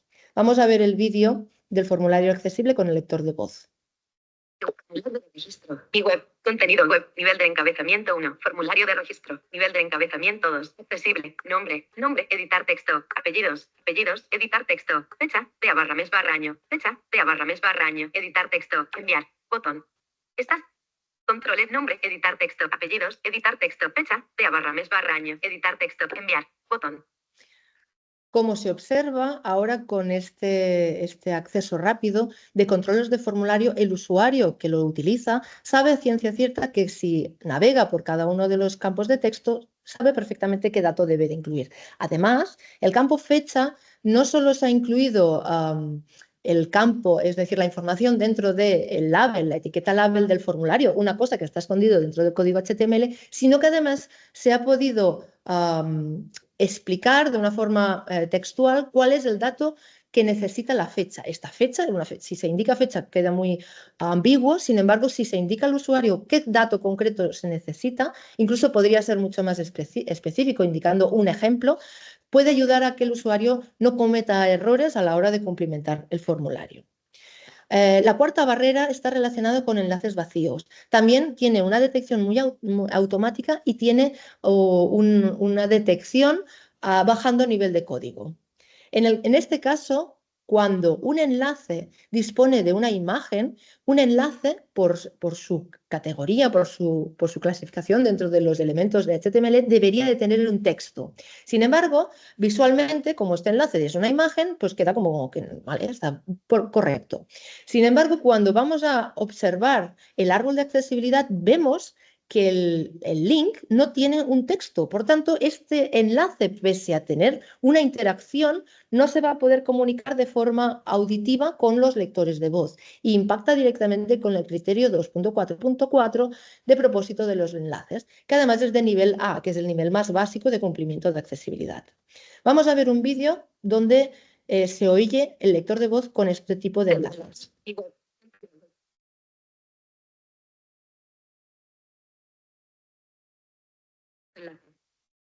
Nivel, enlaces, menú, enlace, index HTML. Bueno, podría considerarse que ahora que estamos en un ejemplo muy concreto, yo sé que al seleccionar o clicar esta imagen voy a index.html. Bueno, dentro de una contextualización podría comprenderlo. Sin embargo, cuando tendría una web en enlaces, 100 no, pero 10, 15 enlaces directamente relacionados con la página web, disponer de cada uno de ellos como si fuera una página HTML no llega a ser satisfactorio para las personas que utilizan el lector de voz.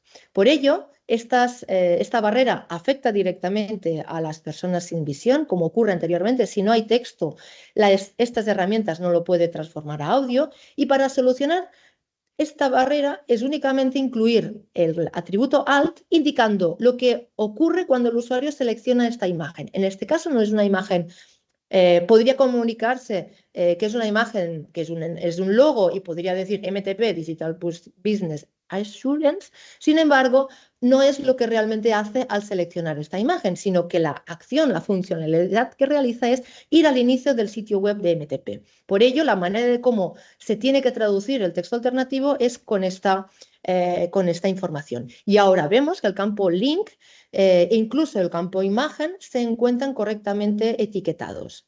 Ahora vamos a ver cómo este cambio dentro del código HTML se traduce con una mejor lectura con el lector de voz. En algunas ocasiones yo utilizo la herramienta Web Developer Toolbar, puesto que también muestra los atributos alt de cada una de las imágenes que pueden existir en el sistema. Vamos a ver cómo lee de forma adecuada los enlaces.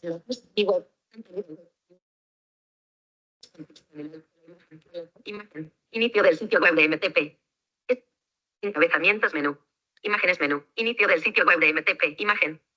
Ahora no solo la imagen tiene un texto adecuado, sino que también los enlaces ha pasado de ser index.html a decir inicio del sitio web de MTP. De esta forma el usuario inequívocamente sabe que cuando selecciona este enlace se va a la página inicial del sitio donde se encuentra. Ya casi terminando, la barrera número 5, botones vacío. También ocurre lo mismo, es una detección de código HTML porque este botón no se indica de forma textual qué lleva. Es un botón que forma parte de un formulario de búsqueda y no hay ningún texto que indique qué tipo de formulario es, ni indica búsqueda ni nada, solo hay un campo de texto y un botón. Desde el punto de vista del árbol de accesibilidad, al no etiquetar este botón de ninguna manera, implícitamente el botón se traduce como enviar, pero sin embargo, un botón en este caso de este formulario no es un botón para enviar, sino que es para buscar. Vamos a ver un ejemplo sobre este botón cuando no es... Texto, vacío, enviar, botón.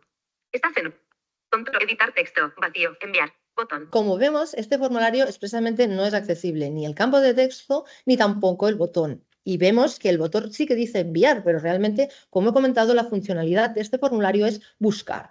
Vamos a ver a quién afecta esta barrera. Como ocurre en las anteriores, como no existe el texto, no puede traducirse en audio y como hemos visto, el lector de voz no puede verbalizar qué hay detrás de las acciones de estos botones. Pero no solo ello, como ha comentado Óscar, también afecta de forma muy directa en las instrucciones claras del formulario y esto afecta a las personas con discapacidad cognitiva e incluso me puede afectar a mí cuando relleno un formulario y no sé qué dato debo de incluir.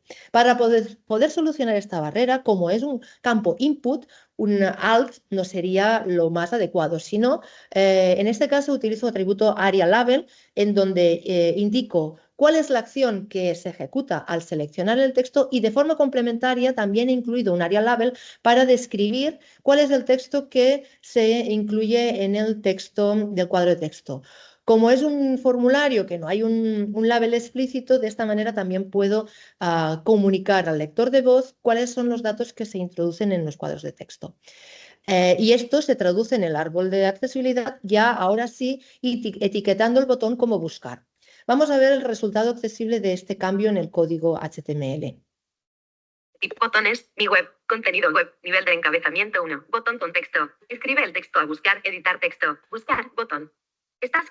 Controles de formulario. Escribe el texto a buscar, editar texto, buscar, botón. Inequívocamente ahora el usuario sabe perfectamente que es un cuadro de texto para buscar algún elemento y además el botón al seleccionarlo desencadenará la funcionalidad de buscar ese texto que ha incluido el usuario en la página web donde se encuentra. Y ya finalmente la última barrera relacionada con los documentos sin identificar el lenguaje de la página es una barrera que seguramente cuando lo han identificado dentro del proyecto 1 Billion con la herramienta Wave, han identificado que existe o no existe la etiqueta lang en la página web. Sin embargo, yo he querido ir un poco más allá e indicar un problema que acostumbra pasar más veces de lo que sería deseable, que es el etiquetado del lenguaje de la página de forma incorrecta. En este caso, he hecho un ejemplo en el que el texto de la página está escrito en español, en castellano. Sin embargo, el lenguaje está etiquetado en inglés. Esto ocurre habitualmente cuando las personas, los desarrolladores, editan un template en donde ya está todo realizado y no se dan cuenta o no se acuerdan de cambiar este elemento, que es únicamente un atributo, que ahora mismo es en, y esto va a provocar una cosa bastante curiosa, como escucharemos ahora mismo. Nivel de encabezamiento 1. Título de la página. Nivel de encabezamiento 2. Subtítulo de la página. Nivel de encabezamiento 3. Este texto es escrito en castellano pero se puede leer en inglés. Deja incluido el idioma de la página como inglés. Bueno, es muy curioso la manera de cómo lee el lector de voz este texto. ¿Por qué? Porque el lector de voz se le ha transmitido en el código que es un texto en inglés, sin embargo es un texto en castellano. Por tanto, él ha aprovechado a utilizar el acento en inglés cuando el texto es castellano. Si se para atención se puede hasta medio comprender lo que hay, pero supongo que todo el mundo puede llegar a ver que no es una manera lo más satisfactoria posible de comunicar a un usuario que utiliza un lector de voz el contenido de una página web. ¿A quién afecta esta barrera? Principalmente a las personas con discapacidad de visual total, y ocurre lo mismo. El texto existe, pero cuando se traduce a audio no está utilizando el idioma adecuado. El resultado accesible es únicamente ir a la etiqueta lang y cambiarla por, en vez de EN, que es el código de inglés, cambiarla por el código español, en ES. Si se hace esto, ahora el resultado es mucho más comprensible, como escucharemos. Del Crotext New Web. Contenido web. Nivel de encabezamiento 1. Título de la página. Nivel de encabezamiento 2. Subtítulo de la página. Nivel de encabezamiento 3. Este texto está escrito en castellano y se lee correctamente. Se ha incluido el idioma de la página como español. Como hemos escuchado, ahora mismo se lee de forma correcta el contenido. Por tanto, la satisfacción del usuario cuando ha podido navegar por esta página web es mucho más elevada, pero mucho más que no en el primer caso. Ya solo una última reflexión. La tecnología tiene que ser accesible para todas las personas. Hemos visto que hay barreras que afectan a personas con discapacidad, pero que complementariamente también nos afectan a todo el mundo, porque las personas tienen distintas características y necesidades a la hora de acceder al contenido. Muchas gracias por asistir. Ahora creo que hay unos minutos para poder realizar preguntas. Estos son mis datos por si acaso quieren contactar conmigo, y estoy disponible para poder contestar. Hola. Perfecto. Muchas gracias, Afra. Ahora no sé cómo detener. Vale. Bueno, pues eso, lo dicho, muchas gracias, Afra. Efectivamente, ha habido varias preguntas durante tu intervención. Si queréis, empezamos, ya que el tiempo que queda es para resolver dudas. Vamos a empezar con las preguntas de tu intervención. Marcos pregunta, que has comentado antes, que los overlays no parecen que resuelvan del todo la accesibilidad y, por tanto, no dan cumplimiento a la normativa. ¿Por qué hay tantos ayuntamientos que utilizan los overlays? No sé si es por falta de comprensión. Claro, los ayuntamientos ahora mismo se ven que hay un problema. Tienen que ser accesibles en un tiempo limitado. Entonces, es como, ¿qué puedo hacer? ¿Qué puedo hacer? Pues pongo un parche.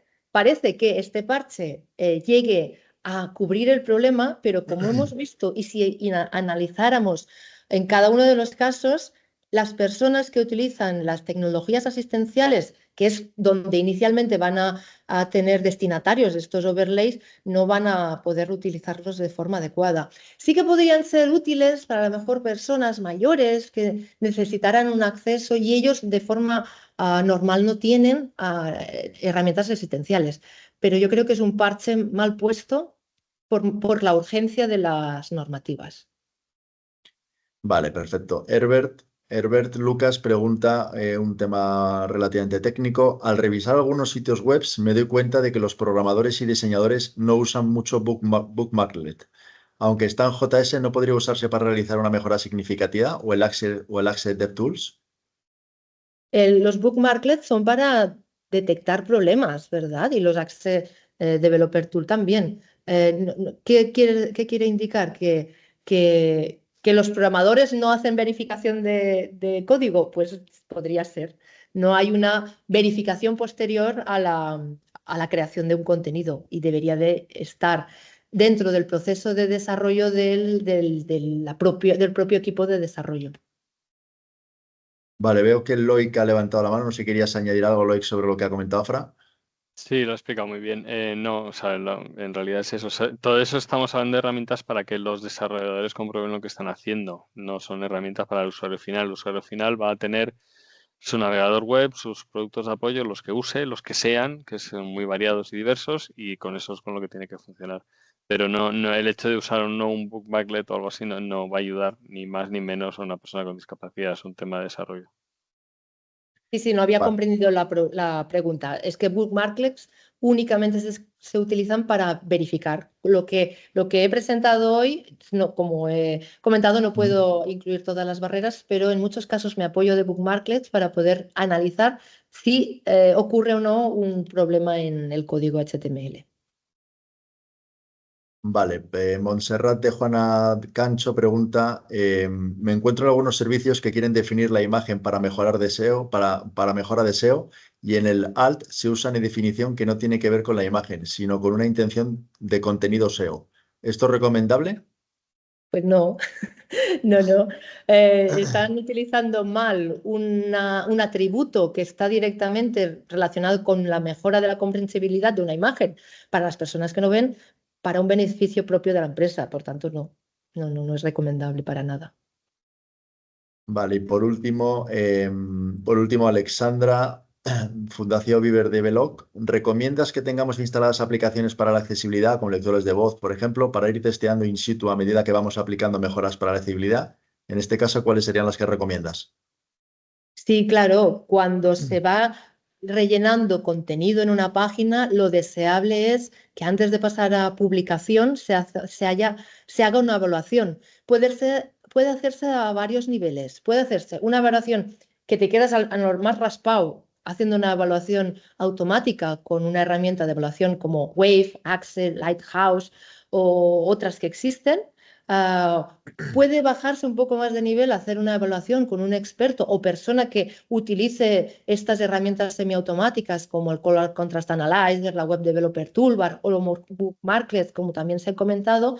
Esto ofrece un nivel más concreto del nivel de accesibilidad de la página. Luego hay un tercer nivel que es más cercano a los usuarios, que haces como una simulación de ser un usuario con discapacidad.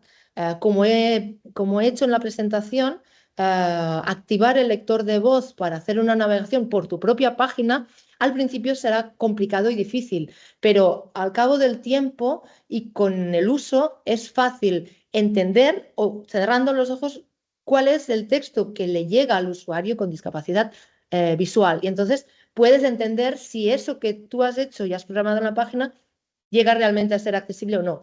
En los dos primeros casos, es decir, la evaluación automática y manual, te quedas a un nivel como muy, bueno, muy de libro, ¿no? Sin embargo, solo cuando se utiliza una herramienta asistencial es cuando realmente se llega a lo que realmente sufre o interactúa un usuario con discapacidad, la que sea. Por tanto, sí, lo recomendable es hacer el paquete de 3 cosas, pero a veces el tiempo no es posible. Vale, pues si os parece, vamos a revisar las preguntas de las experiencias anteriores, ¿vale? Empezando por la de Loic, las que no han quedado contestadas antes. Carlos Soto pregunta a Loic, la EAAC, la European Accessibility Act, entiende que también sería de aplicación al sector público.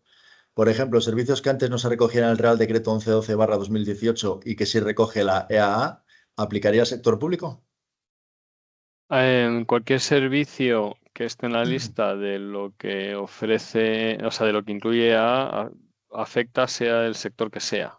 Es decir, si hay una empresa pública de transporte de viajeros, pues lo que le afecta al transporte público de viajeros afectará también a esa empresa pública, da igual que sea pública o privada. Si una empresa pública de servicios de medios, vídeos o televisión o cosas parecidas, le afecta igual que si fuera privada. No hay diferencia, sí. O sea, la respuesta corta, sí, en lo mismo. O sea, es decir, si está en la lista de lo que incluye sí. No importa que sea pública que privada. Da igual. Vale, Ayelén pregunta algo que yo creo que lo has comentado, no sé si ha quedado del todo claro, pero la norma, la 301549, ¿incluye la WCAG 2.2 o dice aquí que va a Vale, incluir la 2.1, pero ya ¿cuándo va a incluir la eso es. 2.2? La siguiente versión que se publique tendrá la 2.2. He visto también por ahí una pregunta de cuándo será eso. Creo que es el año que viene, pero no tengo una fecha exacta porque depende de, o sea, hay que mandar los borradores, pasar por procesos de votación, etcétera. El trabajo se retrasó respecto a lo previsto por temas que no vienen al caso digamos, de detalles contractuales entre la Comisión Europea y los organismos europeos de estándares. Entonces se ha empezado más tarde de lo que estaba previsto y no sé si se va a llegar exactamente al 28 de junio del 25 a tener una versión nueva del estándar. Pero vamos, el siguiente que salga publicado oficialmente va a tener 2.2, 100% seguro. Pero yo en tu presentación he visto octubre 2023. A ver, Eso es la 2. no, octubre 23 es cuando se publicó la 2.2 de las pautas de accesibilidad web. Esa es la fecha en la que se publicaron. No se han incorporado a la versión del estándar europeo porque el estándar europeo todavía no se ha hecho una versión nueva. La última versión es la de 2021, es la que da soporte a la directiva de accesibilidad web e incluye 2.1, porque es lo que había en esa época, porque no existía el 2.2. El 2.2 estaba empezando a trabajarse. Vale, entendido. Sergio Luján pregunta ¿cuándo está previsto publicar la nueva versión de la 3.1549? El año que viene. El año que viene. Sí, es decir, no sé la fecha exacta porque no depende. Depende de factores externos, de los propios mecanismos de votación de los organismos de estándares. Entonces, la fecha exacta yo creo que tendrá intención de intentar que sea cuando cumple la directiva, pero no lo sé seguro. Vale, también pregunta si esa nueva versión incluirá anexos como el anexo A actual para los productos específicos listados en el EAA, por ejemplo, requisitos que hay que cumplir para un cajero de autoservicio. Sí. Lo va a incluir, ¿no? Sí, o sea, quiero decir, hoy no es imposible saber ya lo que hay que hacer porque está bastante, o sea, el estándar no va a cambiar tanto como para no saberlo con una lectura detallada, ¿vale? Es tan fácil como decir, yo les digo el capítulo 5 y el capítulo 8 y a lo mejor una parte del capítulo 11 y ya está. Quiero decir que no es tan difícil de saber, pero sí que es cierto que es una de las obligaciones que tienen que cumplir los organismos de estándares cuando hacen un estándar armonizado. Tiene que incluir un anexo que dice explícitamente cómo el estándar permite comprobar el cumplimiento de la ley.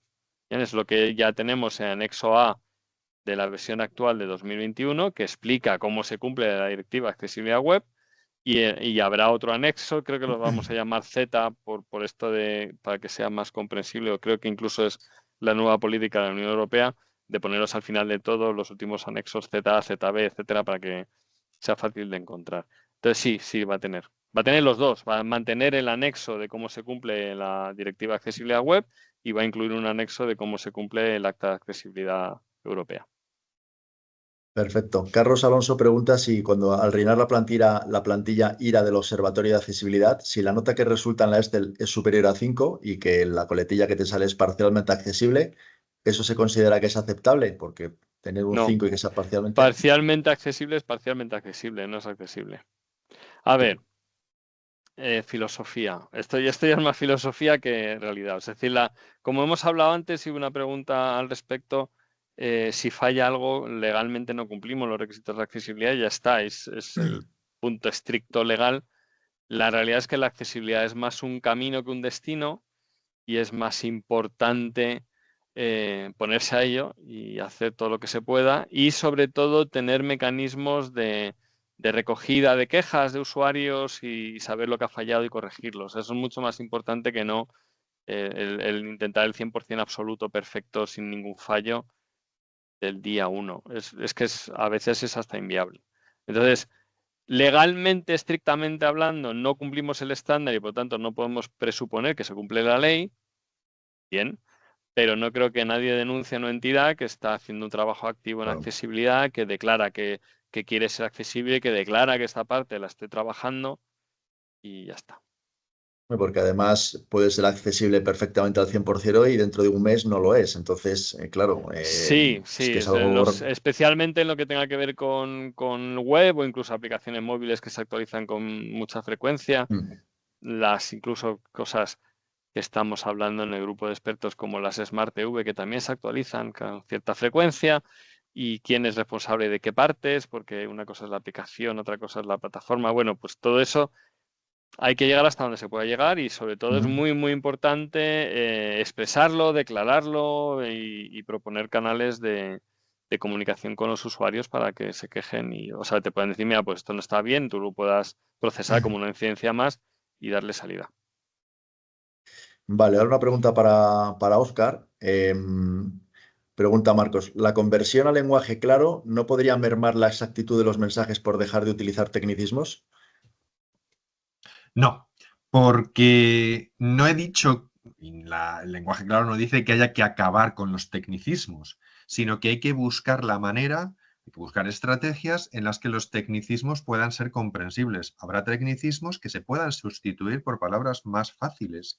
Hay algunos sectores que ya han hecho esa reflexión y directamente han eliminado tecnicismos que veían que ya no tenían ningún sentido, y otros tecnicismos tendrán que contextualizarse. Al respecto de los tecnicismos, de todos modos, si en un momento dado diéramos tanto valor a los tecnicismos, seguiríamos hablando como los romanos o como Carlomagno. Pero el lenguaje ha evolucionado. Y de hecho, si abrimos un BOE de 1980 y abrimos un BOE de hoy, vemos que ha habido un cambio sustancial.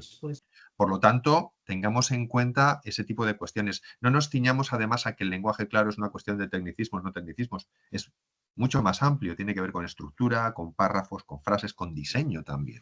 Por lo tanto, las palabras son un único elemento dentro de un conjunto mucho más amplio.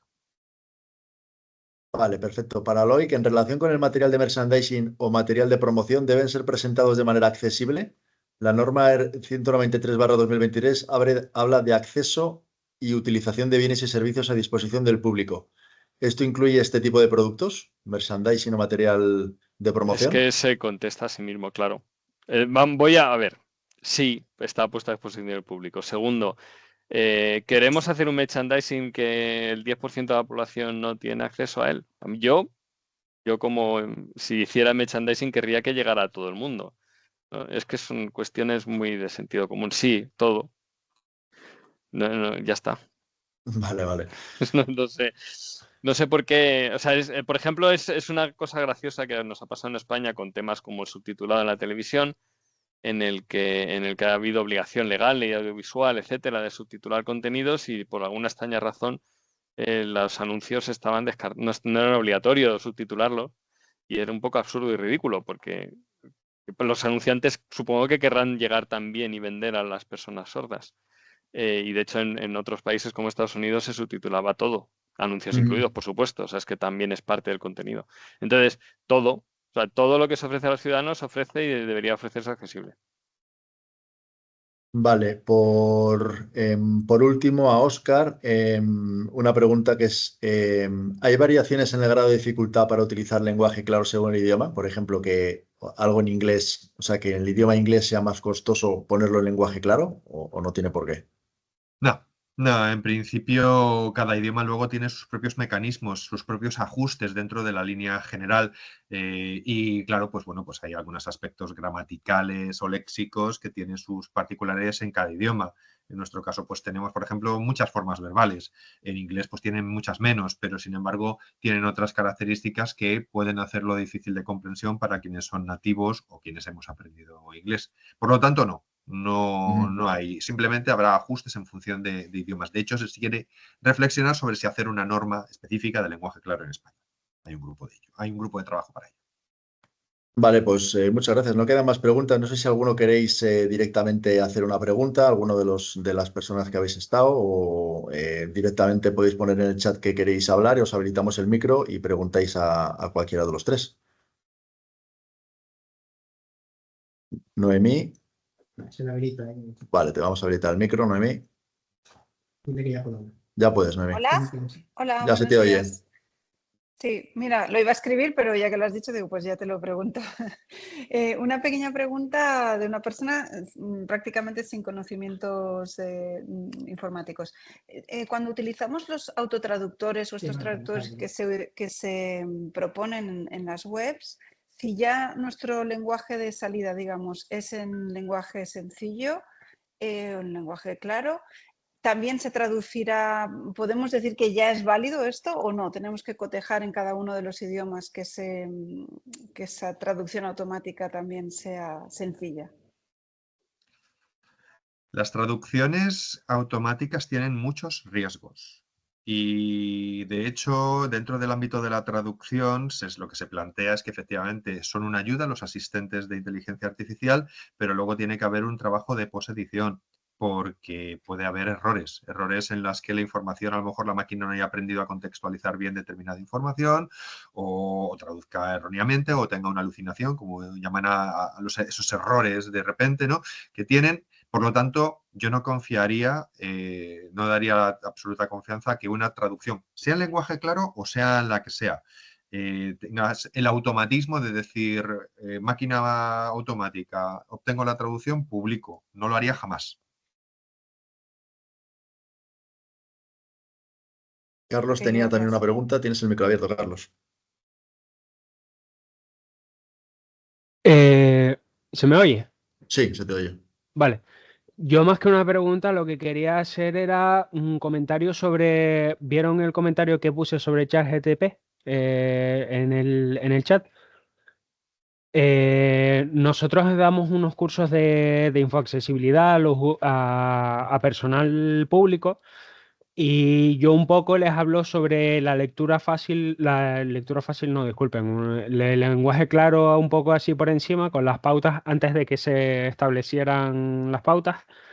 Yo ponía, como la gente normalmente tiende a tirar mucho de las herramientas de inteligencia artificial, yo puse un pequeño módulo como explicando, pueden usar esto para simplificarlo, si no quieren pegarse el trabajo, porque sé que tarde o temprano lo van a terminar haciendo, y les doy las pautas de tengan cuidado de anonimizar los datos, porque el bicho aprende de lo que tú le dices, y tengan en cuenta revisar siempre que no se omitan datos importantes y que esté correctamente resumido el texto. Entonces, yo quería hacer un llamamiento, sobre todo, concienciar sobre este tema, porque me parece que la gente se toma mucho a la ligera el tema de las inteligencias artificiales.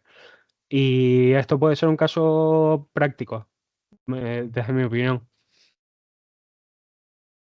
Respecto a las herramientas, yo añadiría no incluso datos, sino cuestiones de confidencialidad, en fin.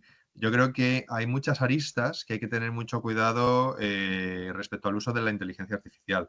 Hay que ser muy cuidadoso. Una cosa es que en un momento dado pueda ser un asistente para algunas cuestiones, otra cosa es que lo introduzcamos de tal manera en que efectivamente estemos alimentando a la máquina con muchas cosas que no debería conocer la máquina, porque hay unos mecanismos en los cuales tenemos que poner unas barreras.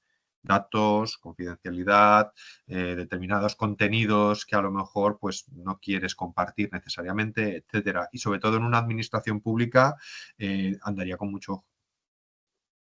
Sí, sobre todo mi idea es más, cuando lo doy en los cursos, esta herramienta es maravillosa, pero tengan mucho cuidado con ella, sobre todo concienciar de eso, ¿sabes? Porque la gente lo toma mucho a la ligera, les digo.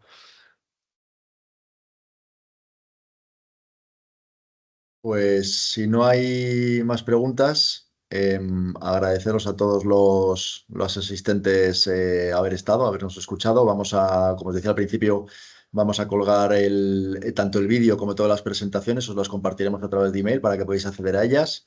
Y bueno, pues os esperamos en el siguiente Accessibility Day que convoquemos. Muchas gracias, Loic, Óscar y Afra, por vuestra participación. Ha estado fenomenal todas las intervenciones. Gracias, Javier y AMTP. Y Gracias. nada, pues hasta la próxima. Muchas gracias a todos y pasen buen día. Adiós Muchas a todos. gracias a todos. Adiós. Adiós.